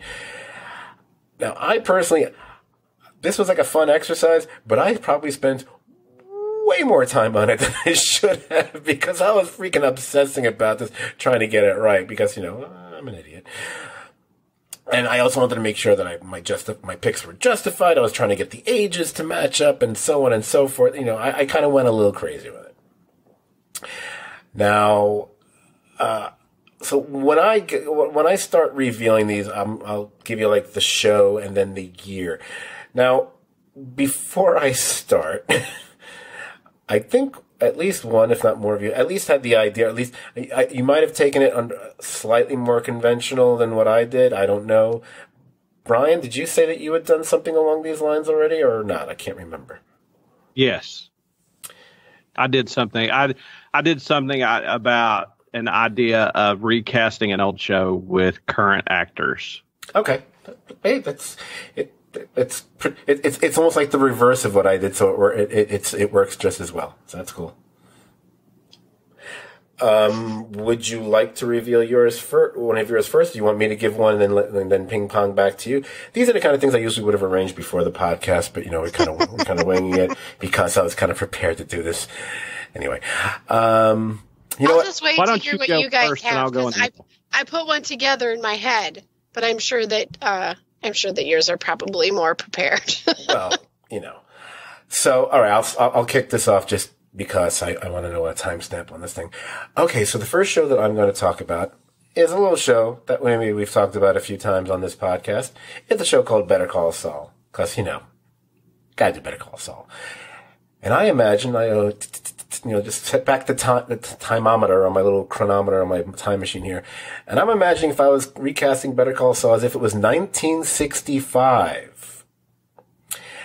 And because I think the show is kind of like the flagship series of our podcast over the last several years, I went 9 rolls deep on this show. So we'll kick off with obviously the starring role of Jimmy McGill. And bear in mind, I also looked up people's ages, trying to match up what the ages would be, close approximations. Kind of played a little fast and loose with the two brothers here because the actual actors are a bit older, but they're playing younger, so I can get away with it that way. So for Jimmy McGill, in 1965, I am casting Jack Lemmon, who was 40 at the time, which would be a pretty solid age to play Jimmy McGill at that thing. And one of the great things about casting Jack Lemmon, you might see where I'm going with this, playing Chuck McGill, an actor who's just 5 years older, which is pretty much what Chuck should be with Jimmy, Walter Matthau. Because we don't want I just love the idea. Matt always looks like he can play older than he ever does anyway. Next, well, if we got the two guys, we got to get the grand dame of the show cast, Kim Wexler. And when you look at her age, it turns out this actress is the exact same age as Ray Seahorn when she got the role in the first year of Better Call Saul. It's Janet Leigh, much like Ray Seahorn is 38 in 1965. I thought, I will confess, especially out of deference to Dan, I thought about a little bit more, even cuter stunt casting here with Shirley MacLaine, but she was just too young for the part at this point in time. I did think about it, but she was just too young. Number four is funny because I'd written this entire thing down on my iPhone, and then my email disappeared. I never sent it to myself, so I had to recreate the whole damn thing. And one of the only roles I couldn't remember how I cast was this next part. So I had to sit here and come up with it all over again. And I think I came up with a better actor than whoever I had originally, who I don't remember. For Howard, Tony Randall. Because come on, Tony Randall, Jack Lemmon, how cool is that? Who'd also be 45. Patrick Fabian was actually 51 when Better Call Saul started, but we're in that same range anyway, so I think it works pretty well. Mike Ehrmantraut. I had a couple funny ideas for this, but the thing about Mike, it had to be a badass. It had to be someone whose very presence would just scare the fuck out of someone if they started up with him. Imagine all the scenes with Jimmy. I was like, who's around? And it would have to be someone, in roughly the same age, maybe they'd be playing a bit older. Who's around in 1965 who could do that really well? Oh, who would be really good? Some guy named Lee Marvin, who was 41 in 1965. Lee Marvin as Mike Ehrmantraut. I think that's fucking genius. Come on. That's fucking solid. This is where it got a little complicated because I was trying to stay within the correct, or at least approximation of the correct ethnic groups here. I want to be, a little bit politically correct here. For Gus, I have numbers. I was about to say number 6. For Gus Fring, this is one you're not going to see coming, and you got to think about it for a little while. For Gus Fring, I cast Jose Ferrer. He's the right age for that part at that point in time. He's in his early 50s at that point. And if you go watch some of Jose Ferrer's things that he did, especially stuff he did in the 50s and went leading into the 60s, he could really play that part well. I thought he would be an excellent choice for Gus Fring. Now, I know everyone's favorite freaking character on this podcast for some reason is Nacho. Which is fine. I like Nacho. I don't. This one is going to be one of the people that I don't know who that is. That's fine. Unless they know their old sitcoms, from the 70s or something. So you're probably going to have to look up this guy on, Google. Oh, I know who that is. The actor's name is Gregory Sierra, who would be 28 at the time. Which, guess what? Nacho would be, this character's supposed to be his late 20s. The actor's actually in his early 30s, I believe, when the show started. But it's still a good approximation. Gregory Sierra. He was an episode of Deep Space Nine. He was a Cardassian. I should have known. But he's an Barney Miller, man. But he was on. I was about to say Barney Miller. I'm just give me 1 second because my phone has not been charging and I've been using it as a hotspot, so we're about to lose the connection. Oh my lord! So number 8. And number 9, we have Hector and we have Lalo. And then I had it really try to get close to the approximate ages of the characters. Okay. And yes? I'm sorry to interrupt you with this, but I just thought it would be poignant to add, just because it's very recent, that Sierra passed away in January. Yes. That's actually how I didn't even know that. I didn't know that he had. That was actually how I came up with him. Okay, I know. Debbie Downer. Keep going. That's okay. Wait till the end of the podcast. So, for number 8, for Hector, you're not going to believe this one. try to get the grease paint out of your mind, because that's what the first thing you're going to think of when you think of this actor. Forget that. Forget grease paint. Forget green hair. Cesar Romero, who'd be 58 at the time, is a solid choice for Hector. And Lalo has to be, at least several years younger than him, and probably play a little bit younger, because Cesar Romero probably play a little bit older. Who's a good choice for that at that point in time? A guy named Ricardo Montalban, that's who. He was in his early 40s. That's awesome. So that is my... What? Did you? He was also in Scot. Really? I think that might be the one Star Trek casting everybody does know, quite frankly. Okay, so now I'll take a breather. So, Brian, you want to reveal one of yours? Yes, I did something kind of silly for mine. Really? Just because I thought it would be fun to sort of not color in the lines. And so here is my recasting and my pitch. I'm rebooting WKRP in Cincinnati. Excellent. In current times, but it's going to be a period piece about the death of radio as radio goes to streaming. And this is my dream cast for WKRP in Cincinnati. For the DJs, I went with comedians that I thought could bring the comic edge. And so for Johnny Fever, I went with Bill Burr. Bill has shown that he can act. He'd have to work on his accent a little bit. But for the part of Johnny Fever, I went with Bill Burr. And for Venus Flytrap, Dave Chappelle. I think that having the DJs be comedians could be an interesting take. Now, for the studio side, where the more dramatic parts are going to take place, for Andy Travis, I have cast the everyman, Kyle Chandler. For the boss of the radio station, I have cast as Arthur Carlson, and a favorite of this podcast, Patrick Fabian, as the big man. Oh. For Herb Tarlick, I have cast Michael Stuhlbarg because I believe he could pull off the polyester suits and the ridiculousness. For the newsman, Les Nessman, a fine newsman, John Oliver. And for the powerful women of the station, for Bailey Quarters, the Have It Together person, I have cast Ray Seahorn. And then for the sophisticated bombshell, Jennifer Marlowe, I have cast Haley Atwell. Ooh. Ooh, that's my favorite piece of casting there. Well, maybe for the wrong reasons. So anyway. that is my conceptual. That's sort of my Halt and Catch Fire take on WKRP in Cincinnati, where we film it in current times, but set it at the time of the death of radio to streaming. So that was my fun plugging those parts in. So excellent.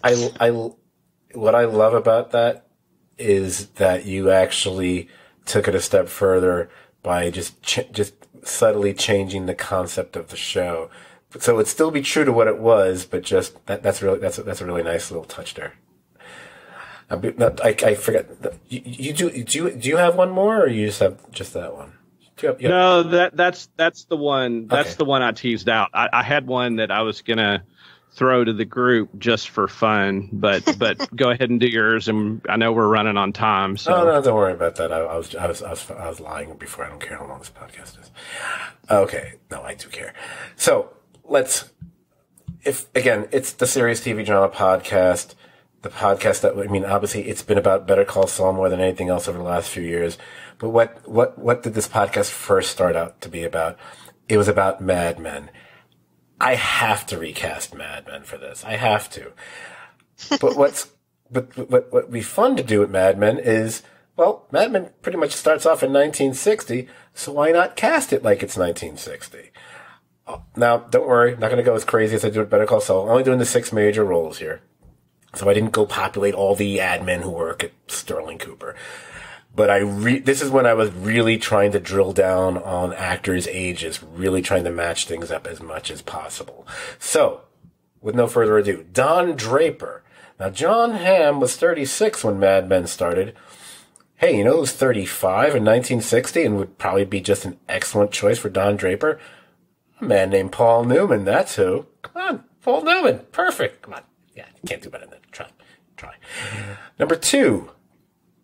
Betty Draper, well, January Jones, turns out she was 29 when Mad Men started. Who's close to that? Oh, you know who's 30 in 1960? Tippi Hedren. Tippi Hedren is totally freaking Betty Draper. I'm so happy with that one. Next one was a little tougher. Peggy. Now, Liz Moss turned out to be 25 when Mad Men started, and, the character was definitely supposed to be in their early 20s. All right, who would work for that part but not be too much of a bombshell, but still be attractive, but be talented? Oh, you know who's 22 is close? Yeah, Natalie Wood. I'm casting you as Peggy, that's who. Roger. This was an interesting one. John Slattery was 45 when Mad Men started. And I kept thinking, who could play the guy who's, he's an authority figure, but he could really handle, a sarcastic quip, as well as, if not better than anybody else. And this one, I took a little bit of time trying to come up with somebody, and then I thought of who it was. And there's a certain movie one, actually, I think it's a movie, if I'm not mistaken, I think Dan actually bought me this movie for Christmas one year. Because I'm casting Burt Lancaster as Roger, because Burt Lancaster was 47. It's just a 2-year difference. He can do the silver up there. Oh, he's a great Roger. Oh, perfect choice. Anyway, why am I saying perfect choice? That's rude of me. Anyway. Number 5 is Joan. Joan. Christine Hendricks was 32 when Mad Men started. Where are we going to go with Joan? I have 2 choices here. I might leave it up to you guys which one we can go with. Now, it turns out both of these actresses were both 27 in 1960, so I couldn't pick between them because of their age. One perhaps exhibits shall we say, the proportions of Christine Hendricks more, but the other one, let's be honest, is a more talented actress, and I think maybe could pull her off just as a character better. So it's a toss-up. Do I go with Jane Mansfield? Or do I go with Kim Novak? The more I think about it, the more I'm leaning towards Kim Novak because I think she's just got more acting chops. Mansfield, it's just the boobs. The next one and last one turned out to be the most difficult one of all. And this one, I really had to kind of go outside the box on this one. Because we're talking about Pete. Vincent Kartheiser was 28 when Mad Men started. So I had to come up with someone roughly in that same area. And I looked, and every actor I looked, I was like, nah, they just didn't have that right kind of, there had to be a slight weaseliness to them, but could still pull off being, whatever. It needed to be someone just who had kind of a weird sort of talent for that. And I was like, who could do that? I bet someone who was a bit more on the comedic side, maybe someone who was known for doing impersonations at the time, who could really kind of pull something like that off. Hey, Frank Gorshin is 27 in 1960. Well before he did the Riddler. Frank Gorshin is my Pete. Boom, there's Pete. You know what? I thought you were going a different direction. That's my favorite casting choice of that cast. I could see that. Wait till you hear the next one. Should I just go right on to the next one? Sure. And the next 2 I did especially with the fellow King co-host of this podcast for the last 5 years. The next 2 shows are with him in mind more than anything else. So I wanted to go back in time for an older show, and I went with Star Trek. Now, I could have cast Star Trek nowadays, but that's boring. In fact, it's already been done, with the J.J. Abrams crap. I said, what's more interesting? Because I love old Hollywood stuff more. what if I go way back in time? What if I cast Star Trek if it was 1951? And before he asks, I'm only going with the 7 more iconic roles. So no Yeoman Rand, no Nurse Chapel, no guest villains of any kind. No, even though Harry Mudd would have been an easy one to cast, I'm sure. Just the main crew, the main 7, most of whom were there from the start. I know Chekhov came on, did he come on the second season or the third season? I forget, Dan. Second. So he wasn't the second. I thought he was. So let's start off with obviously Captain James Kirk. I didn't do this just because of the name. I went with the intensity. Even though there was another actor I could have went with, but I felt the year wasn't right for him. I went with Kirk Douglas, who was 35 at the time in 1951, which is really like a nice age for Kirk at that point in time. Although one could say if I chose in a different year, I totally would have been going with Charlton Heston, because if there's anyone who could ham it up and be over the top and be in charge as Kirk, it would have been him. But 1951, Heston is just not quite right at that point. Now we're going to get a little weird. Mr. Spock. Okay. Wow. Thought about this. I thought. You have no idea. There's some of these you have no idea how long it took me for some. Star Trek was actually the one that took me the longest, I think. Or maybe the next one did. But all right. I decided had to be like an actor with some real chops. And I just decided it shouldn't be someone American. I don't know why. There's something, just a bit more different about him. And I felt he should also feel like a little bit older than Kirk, because that's always the impression I get with, Spock and Kirk anyway, just from the way they look. Doesn't mean they actually are. That doesn't matter. It's about perception. That's going to come up a lot in my final show. Sir Laurence Olivier is 43 in 1951, and I think he would be an excellent Spock. So there you go. I picked Gary Cooper. Too American. Just too all American. No, that's just my opinion. I mean, I'm not. I think you should replace him with David Bowie. 1951. You're so never going to be on this podcast again.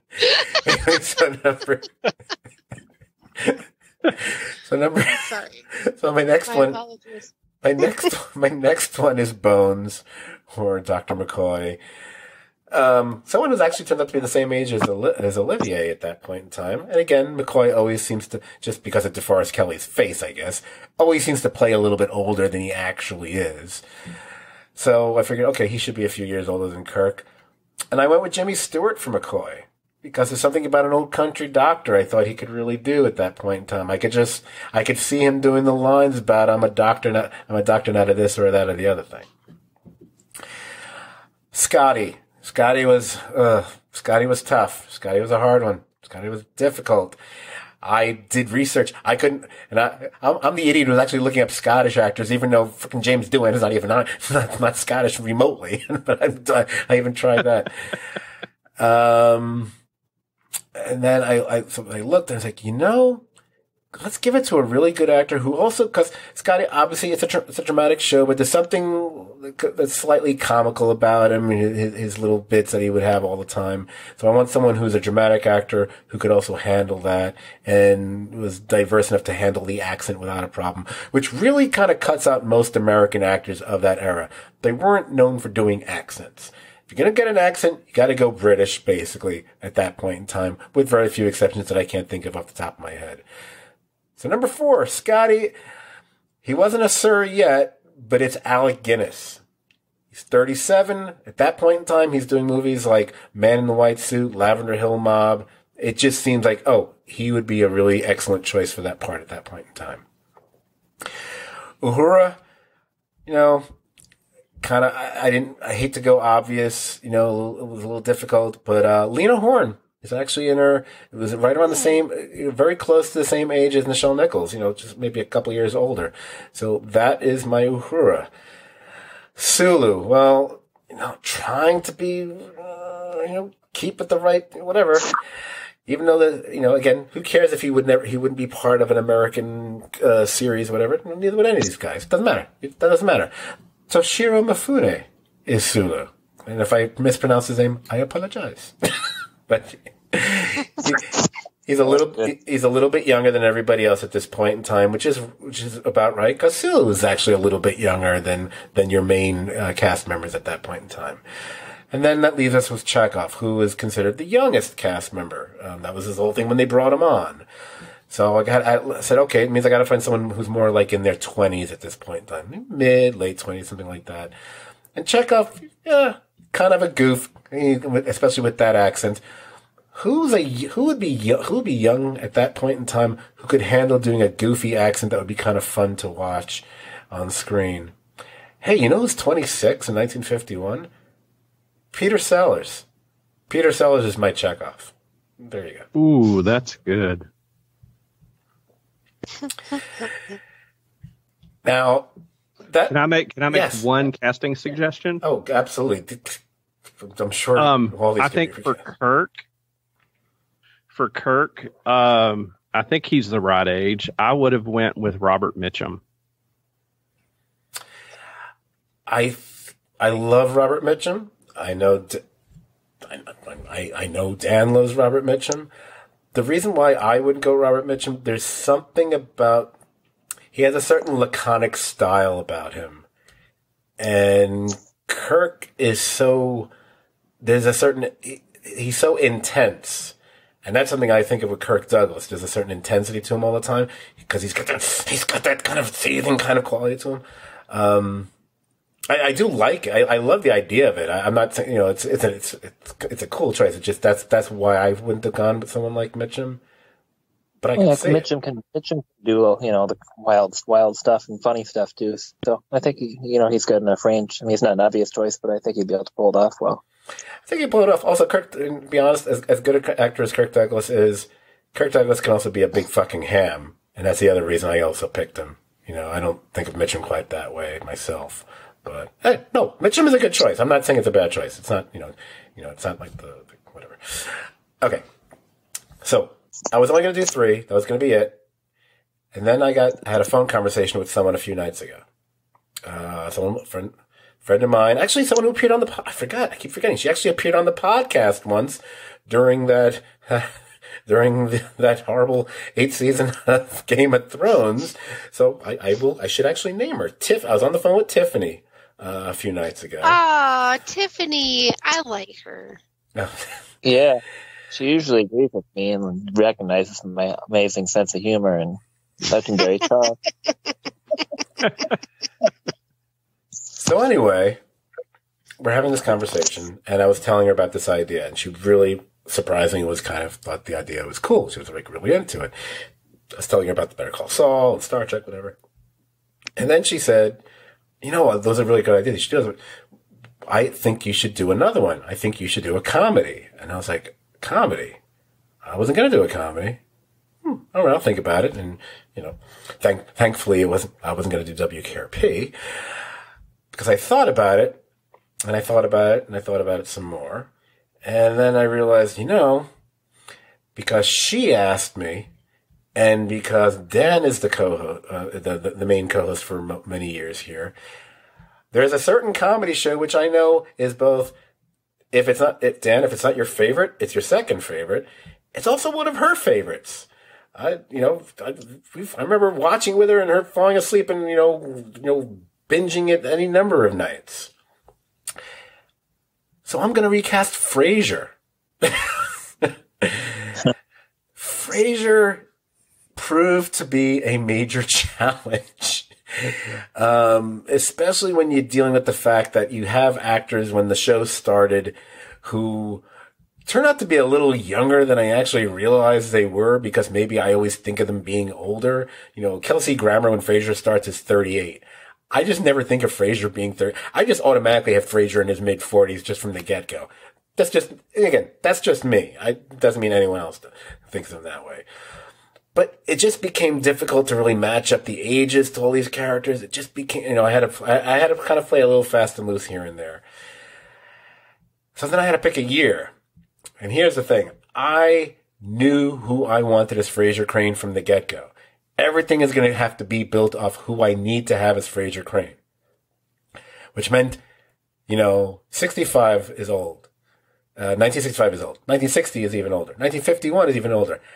Not old enough. I had to go all the way back to 1934. So I'm casting Frasier Crane as if it was cast way back in 1934. Because in 1934, my casting for Frasier Crane, the lead role, the one, the only, the guy Kelsey Grammer kind of patterned a lot of his takes and riffs on the show after. He has said so himself in multiple interviews and columns and whatnot.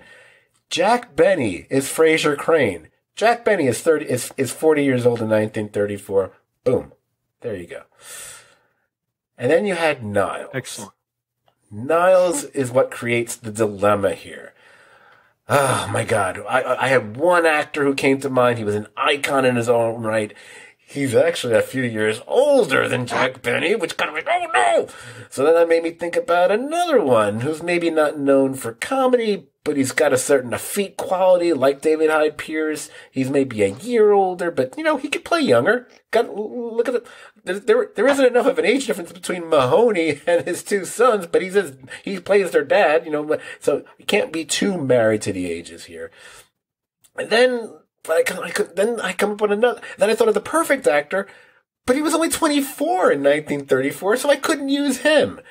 So the people I was thinking of there, none of whom I chose, I briefly considered Stan Laurel, but couldn't do it. I considered Leslie Howard, but couldn't do it. And David Niven, you would have been so good, but you're too damn young.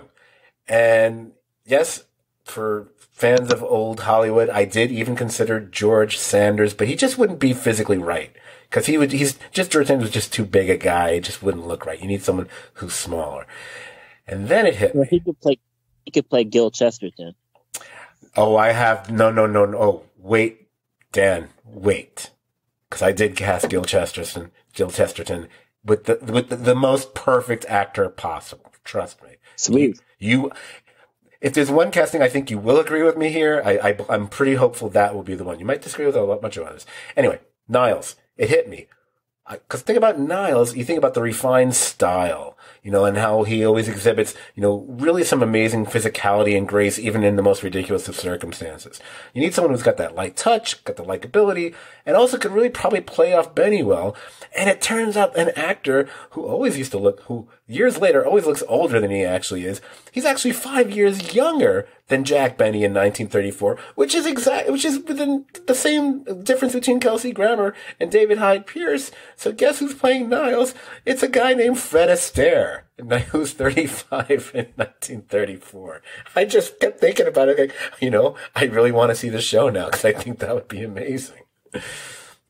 But if you got the Crane Boys, you need Martin Crane.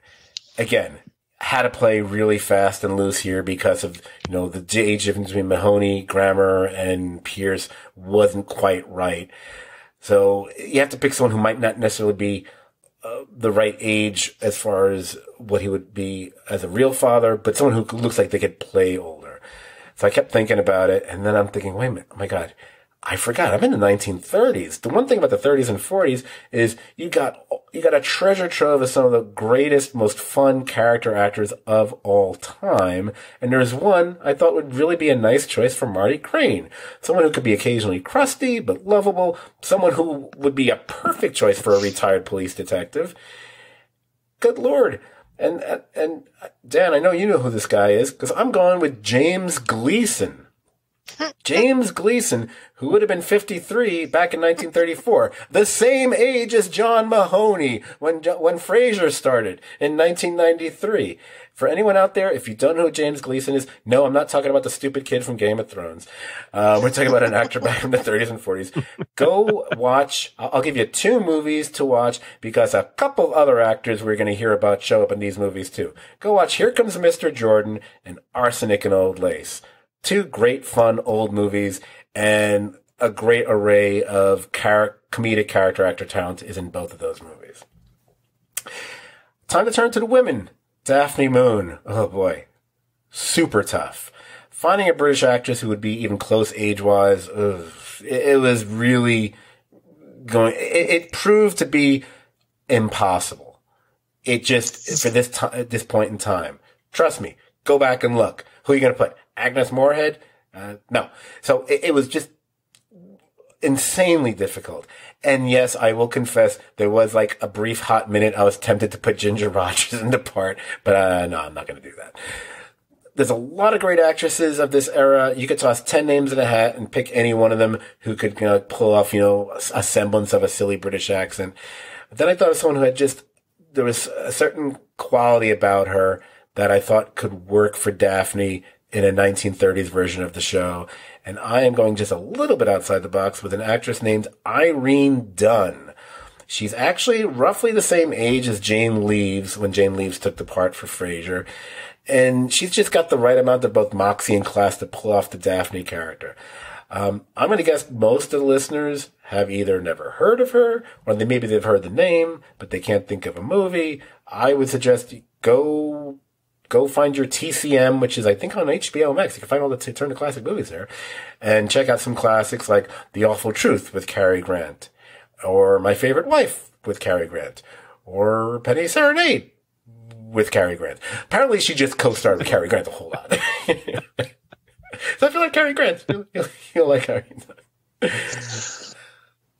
Then we switch to but there's another lady we got to cast, and that's Roz. Speaking, talking about moxie. Hey, by the way, interesting that both Perry Gilpin and Jane Leeves are the exact same age when Frasier started. Didn't know that. They were both 32 at the time. Roz, a little bit rougher on the edges than Daphne would be, but she's still a character with a bit of a steel spine. So who could play that at that point in time? There's a lot of ways you could go here, and I will freely admit that any number of people could probably come up with maybe a better suggestion. I thought about some bigger names like a Betty Davis or a Jean Harlow, but I was like, I'm going to go with Claudette Colbert. Turns out she's only a year younger than Perry Gilpin at the time. Go back and watch. You can watch It Happen One Night. That's obviously the iconic movie she's in, but I would actually say go watch a different movie that's less remembered but might be more fun. Go watch a movie way back in the 30s called Bluebeard's Eighth Wife. It's a Lubitsch movie. It was written by Billy Wilder, so there you go. We got two Billy Wilder things right there. It's got Claudette Colbert. Hey, and you got Mr. Spock, Gary Cooper in the movie too. So that's really a fun one to check out there. I'm actually more thinking about it. The Gary Cooper as Mr. Spock thing is actually growing on me. I'm thinking about it now. So. On Star Trek Discovery, Gregory Peck's grandson plays Spock. Oh, that's cool. Yeah. Now, before I can call her up for Frasier, obviously, I already mentioned, we got a couple more recurring personalities we see quite often at the radio station. We got to knock off Bulldog. Dan Butler was 39 when Frasier kicked off. Another really tough one for me to nail down, someone who could work for that part. I was looking for someone in this era who could be goofily tough, someone kind of full of bravado, but kind of lovable, but kind of a doofus.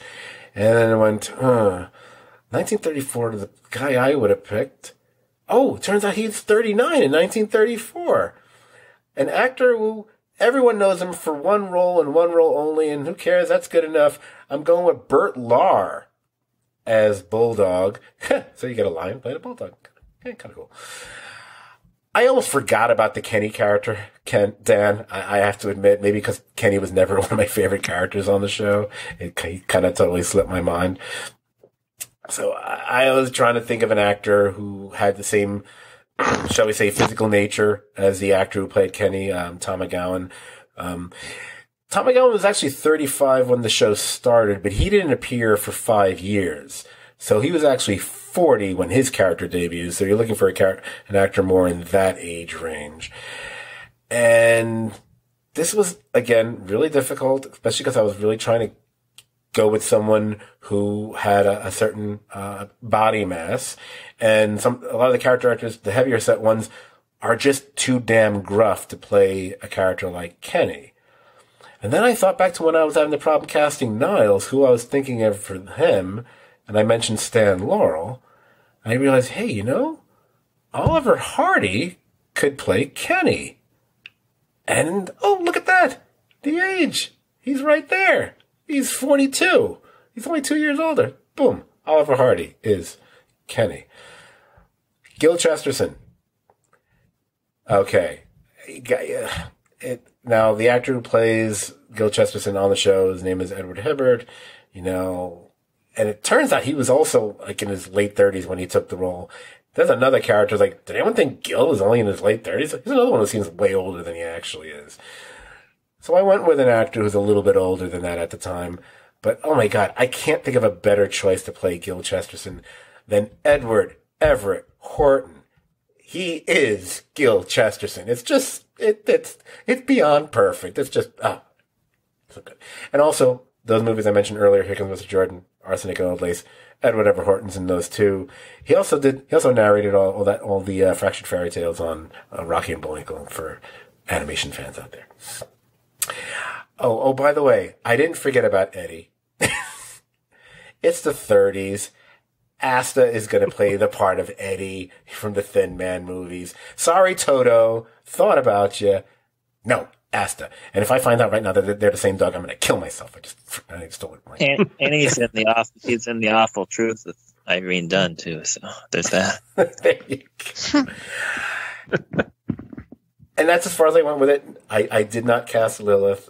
I did not, or a number of other parts. I figured I better stop while I'm behind there, because I was afraid of the shellacking I might get from Daniel here or whatever. But that would be if I cast Frasier if it was 1934. Sweet. Yeah, I just didn't have enough time to make put as much thought into it as possible. I started working on Saw and I just picked mid-40s and I didn't have time to get too far into it. But I have Dan Duryea playing Saw. He's good at being a fast talker sleazeball, but he's also good at being a little bit dark and menacing every now and then. So yeah, that's a good one. I have Myrna Loy as Kim. For movies of that period, I was always kind of impressed with her characters seemed to be, allowed to be more intelligent than the average actress was able to play back then in the Thin Man movies or the best years of her lives or whatever. So it's Kim is a nice strong, intelligent, somewhat independent character. So I just thought she'd be a good choice for that. And I have Peter Lorre as Gus because they're not going to cast a they're not going to cast a black actor as the bad guy in the mid-40s. But I think he'd be good at that kind of menacing, quiet character. I think it's a good fit. I had Peter Lorre. I was waiting to hear Scott say Peter Lorre, so I'm glad you did, Dan. Yeah, and I have Vincent Price as Howard too. Yeah, Vincent Price was. Vincent Price in the mid-40s was super good looking, and he had a before he started doing all the stylish. Oh yeah, very stylish. So I think I think he'd totally do that, kind of little bit fake schmaltzy, but also capable of being exasperated. So Vincent Price could definitely do that in the mid-40s. Interesting. Yeah, I can see it. I kind of like Vincent. And then I ran out.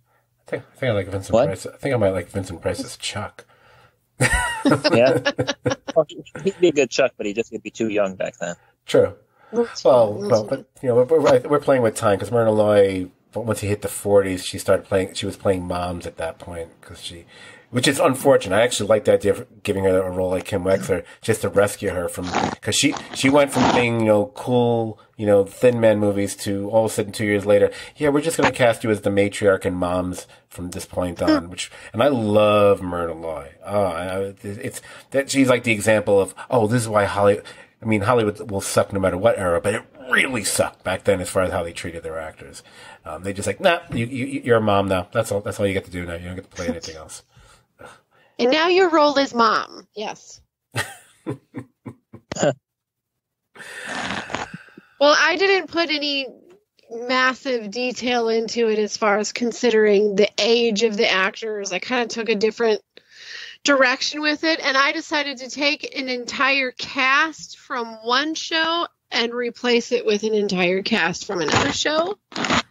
And I really I did it just to really amuse myself, but I replaced The Walking Dead with the cast of the Andy Griffith Show. So I tried to keep it to season one of The Walking Dead. Oh my god! So there's some obvious roles there, like Andy Griffith would be our new Rick, and Don Knotts, of course. Who better to play Shane? Oh, you went with Shane. Oh, okay. All right. That makes more sense. It totally makes more sense. Yeah, as the right hand man. Wouldn't it have been interesting to see Don Knotts play that level of knowledgeable menace? And then I've got, of course, Ron Howard as Carl. So we've got Carl to Coral. And who better to be Carol than Frances Xavier's Aunt Bee? I know she's a little bit older, but I think it still works. And then we got Jim Neighbors as Daryl, because why wouldn't Gomer Pyle be Daryl? I mean, really. Let's think about this. I was wondering who you're going to cast for Daryl. I'm just thinking that's the ticket right there. I would sign up to watch this shit. See, even though it makes more sense to put him as Shane, so I totally agree with you. It would amuse me more to have Barney Fife as Daryl. I'm just picturing Don Knotts in the denim jacket with the angel wing things on his back, right? And the crossbow. Andy with the crossbow. But Shane does make way more sense because of the cop thing. So excellent. Well, yeah, we've got the partnership there anyway, but and then there's some a little bit less obvious ones, but I was figuring we could use like Helen Crump as Lori, and then like that, which is Alina Corsat, but then Arlena Golanka Millie would probably fit as Andrea. And then we have a few characters. I cannot remember his last name, but his first name is like Kay, like Key. Maybe could be Glenn. Unfortunately, Andy Griffith's show wasn't really known for being filled with a lot of races. No. Pretty prominent on one race. So it gets a little bit sketchy on casting the rest of our first season Walking Dead. But you can fill in the blanks wherever you want. I don't know. I just thought it was really funny. See, there was one character I was really looking forward to seeing how you were going to manage. You were able to bail out before you got to him. I was like, how is she going to cast him? I want Otis to be Negan. Put him in your pocket. Save him for a later season. Yes. I'm going to stick with what is my pattern and say what Brian said. That works. One day there'll be a podcast. We'll just title it "What Brian Said."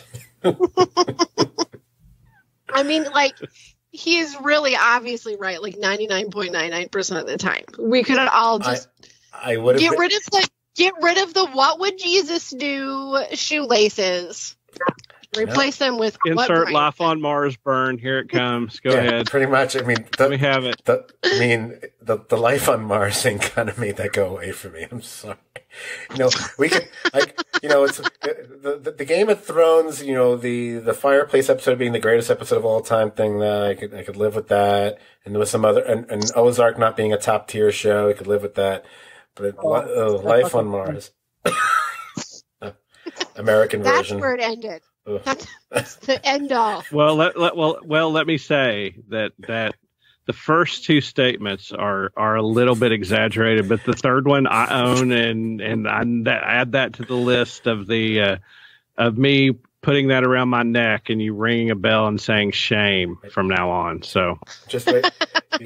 It's funny because he was. It only really counts if you are forced to walk nude through the city streets while we threw garbage on you. And that's what we do at Raleigh, Jamie. So you'll have to come next year. Yes, I'm so signing up for this. I believe I can hear David Bowie's corpse spitting in his grave, and he just contributed the song to the show.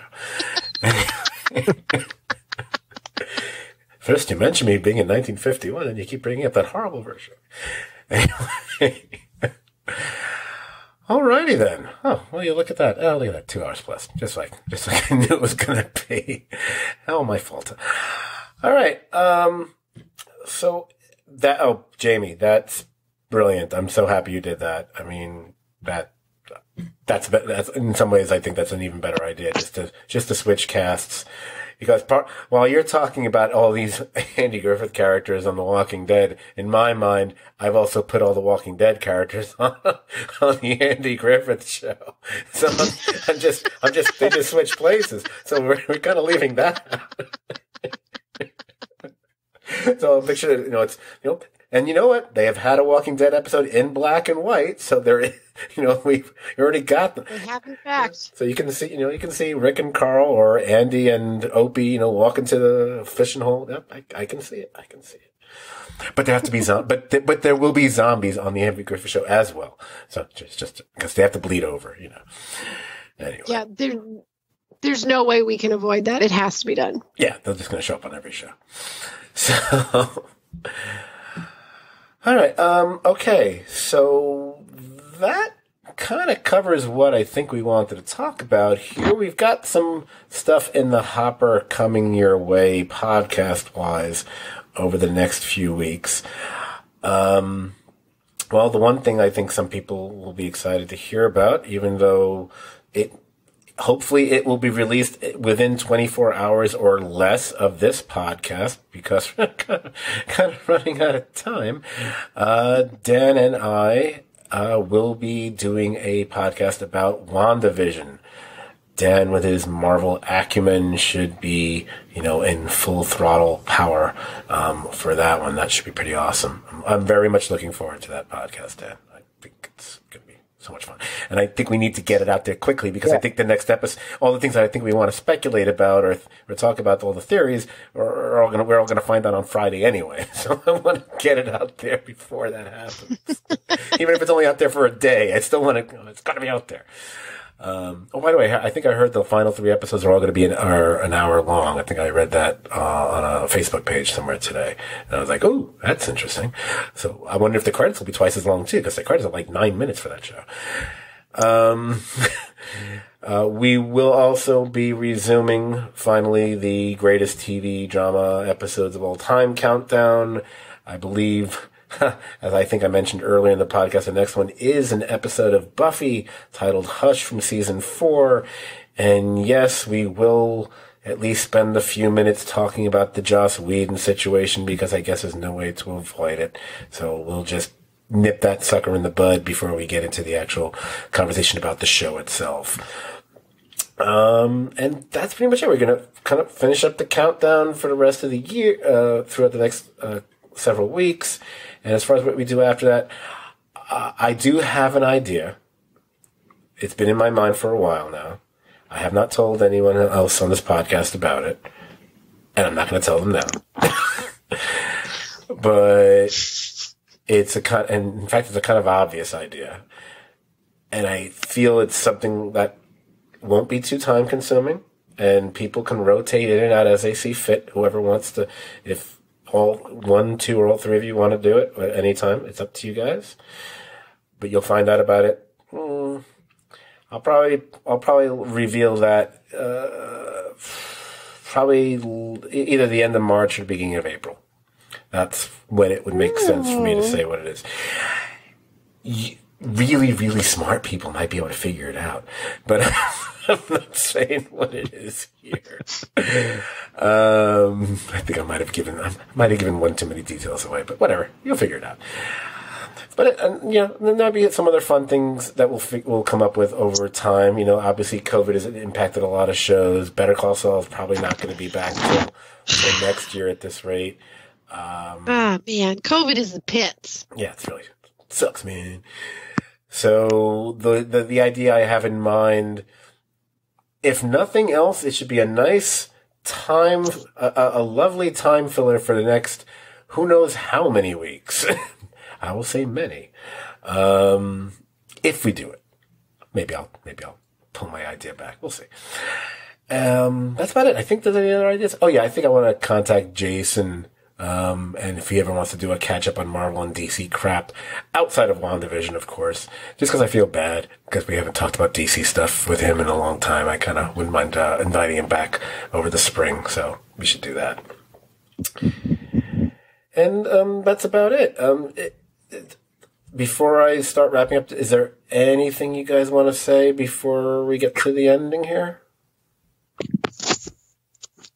Nope. Brian's awesome. That's it. That's all I got. I just want to say that.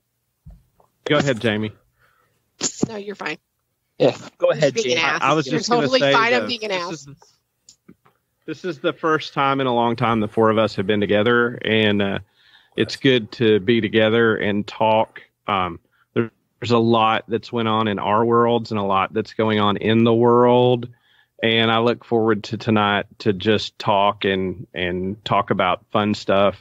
And I appreciate the time spent with each of you. And thank you, Scott, for setting it up. And thank you for 300 episodes. Aww. 300. That's crazy. Tell me about it. That's a lot.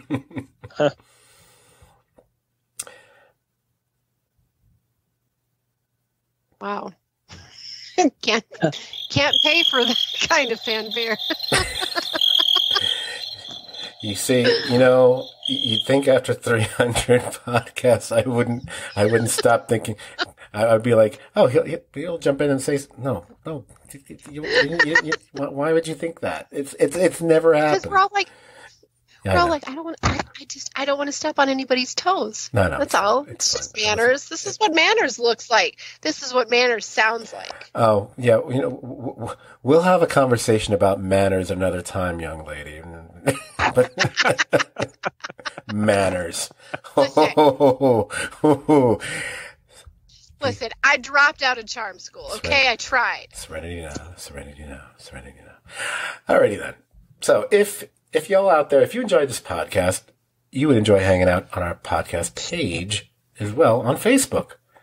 It's a Serious TV Drama podcast page. Like the page and join the conversation about shows, like anything we've talked about tonight, or anything else you'd like to talk about there.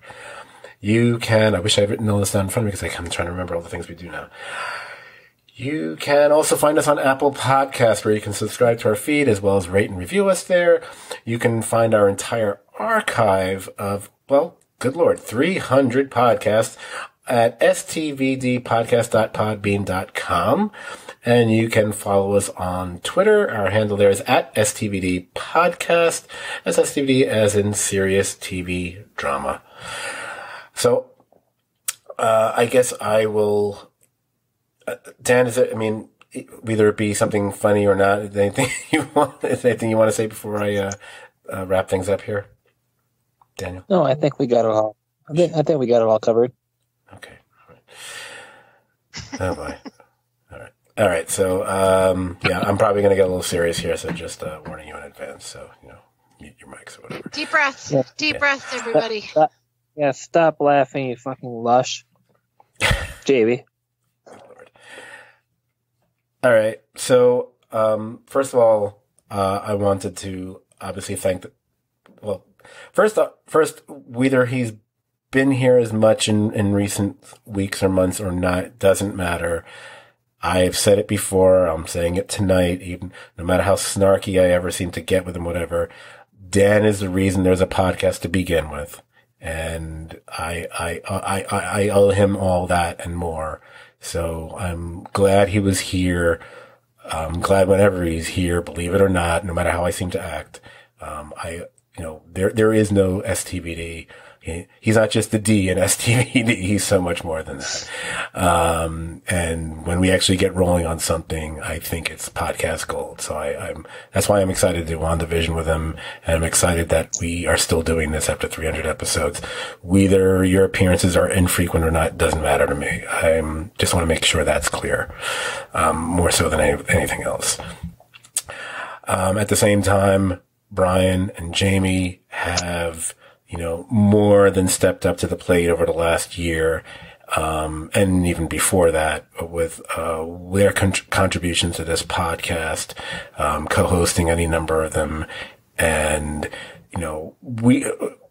always having, even if it's just agreeing with Brian, still, generally speaking, always having something to say, and really making my, quote unquote job easier because it just makes it easier, I also would want to thank, we may not have a lot of listeners, but we definitely have a few loyal ones.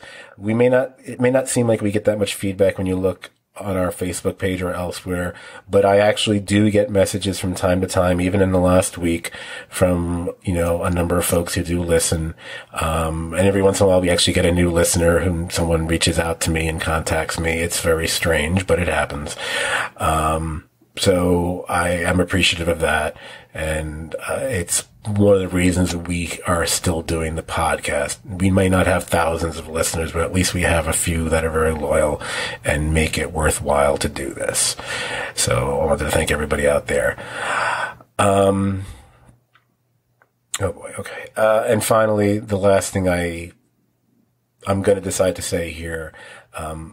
Some of you out there, if you're not on Facebook, if you're not friends of mine on Facebook or whatever, you might have been wondering why there has been a bit of an unexpected hiatus over the last few weeks in the podcast. Because we were kind of, we were crazily knocking them out like week after week since like the summer. We've been on a nice little streak here actually.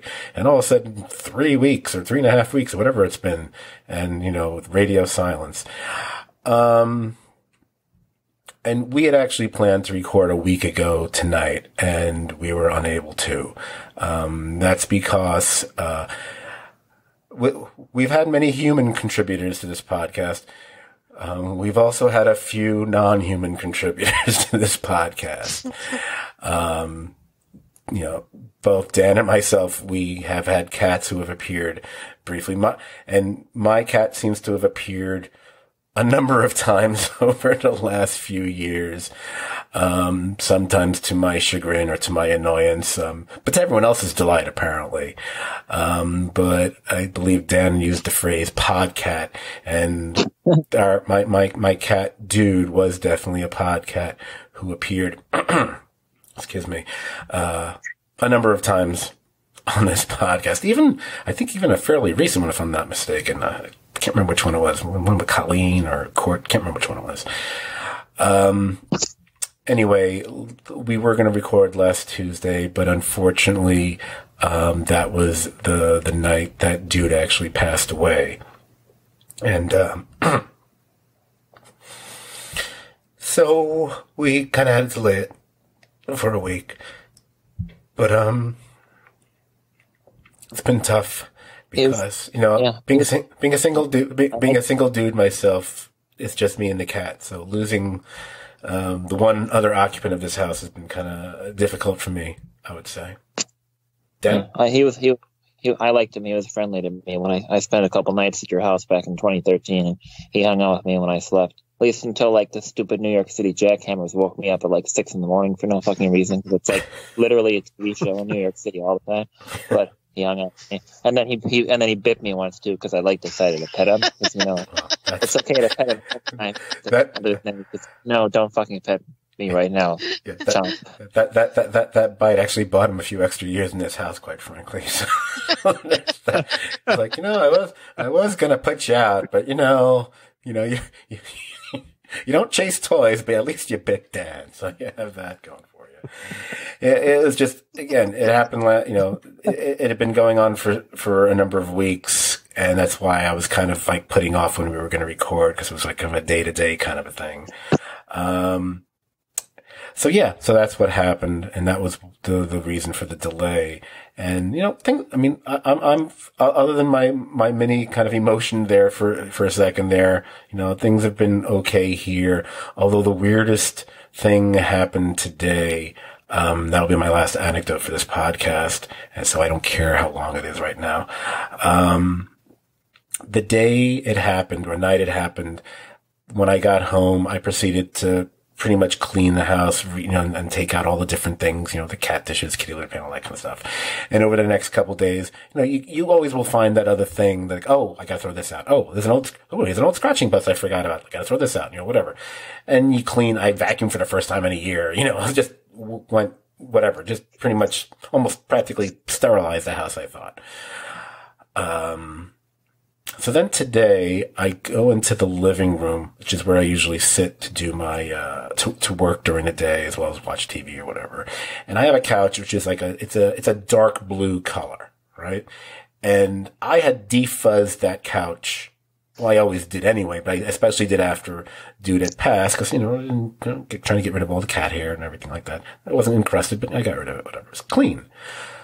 And I go to sit in my usual seat. You might say it's my Sheldon seat, because it's the spot in the couch I always sit in, whatever.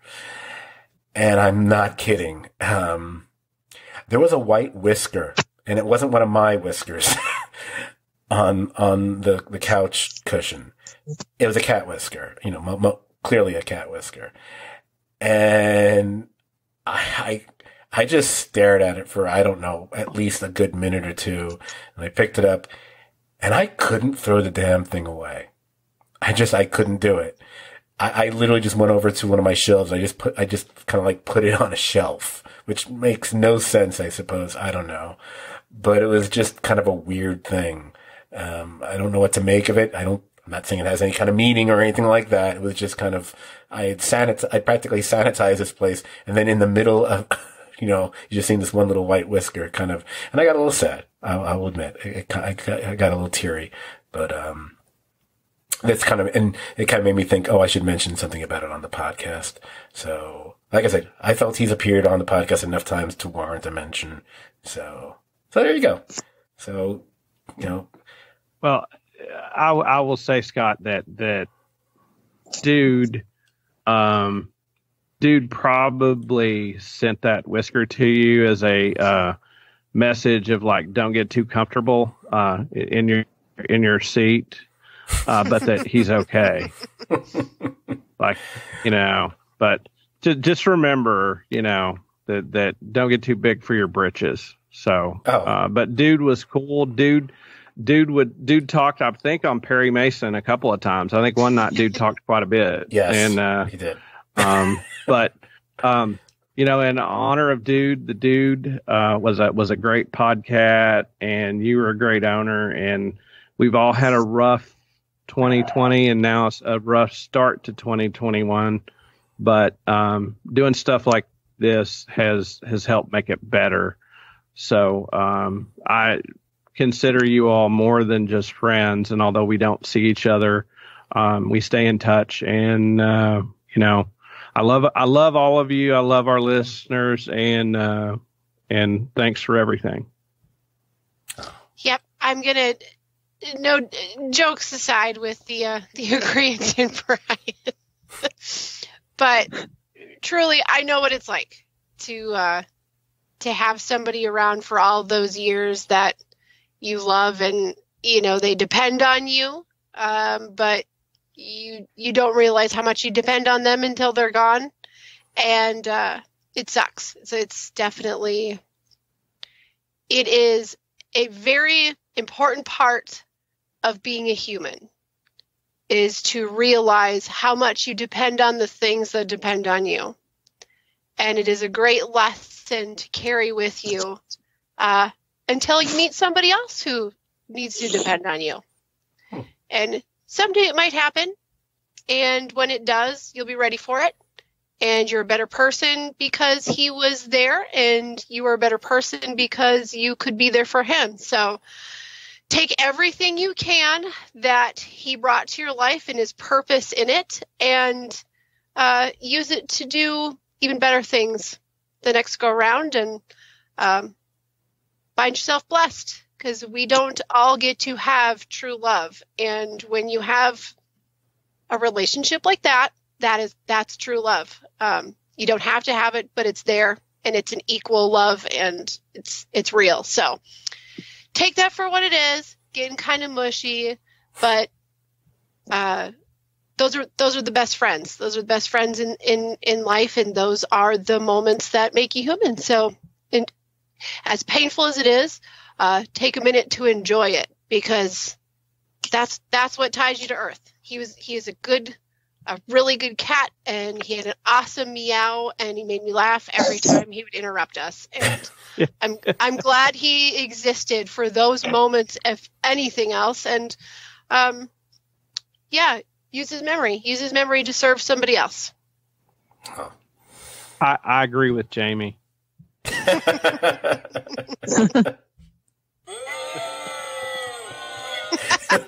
the tides have turned. Yeah, I try to add more, but I'm just blown away by how Jamie suddenly got more sober. I don't really know what I can add. I have feelings. I am a real person. I have feelings. She is human. Yep. Anyway. All right. What my instructions say. Okay. All right. Let me end this podcast. All right, I know how to end it. Because we're all about TV and classic TV here, so I'm going to end this podcast in the immortal words of, I'm going to go with Ed Norton, who's only the greatest second banana in TV history. So my advice for everyone out there, and for myself, and you three as well. Because when the tides of life turn against you and the current upsets your boat, don't waste those tears on what might have been. Just lay on your back and float. All right. Good night, everybody.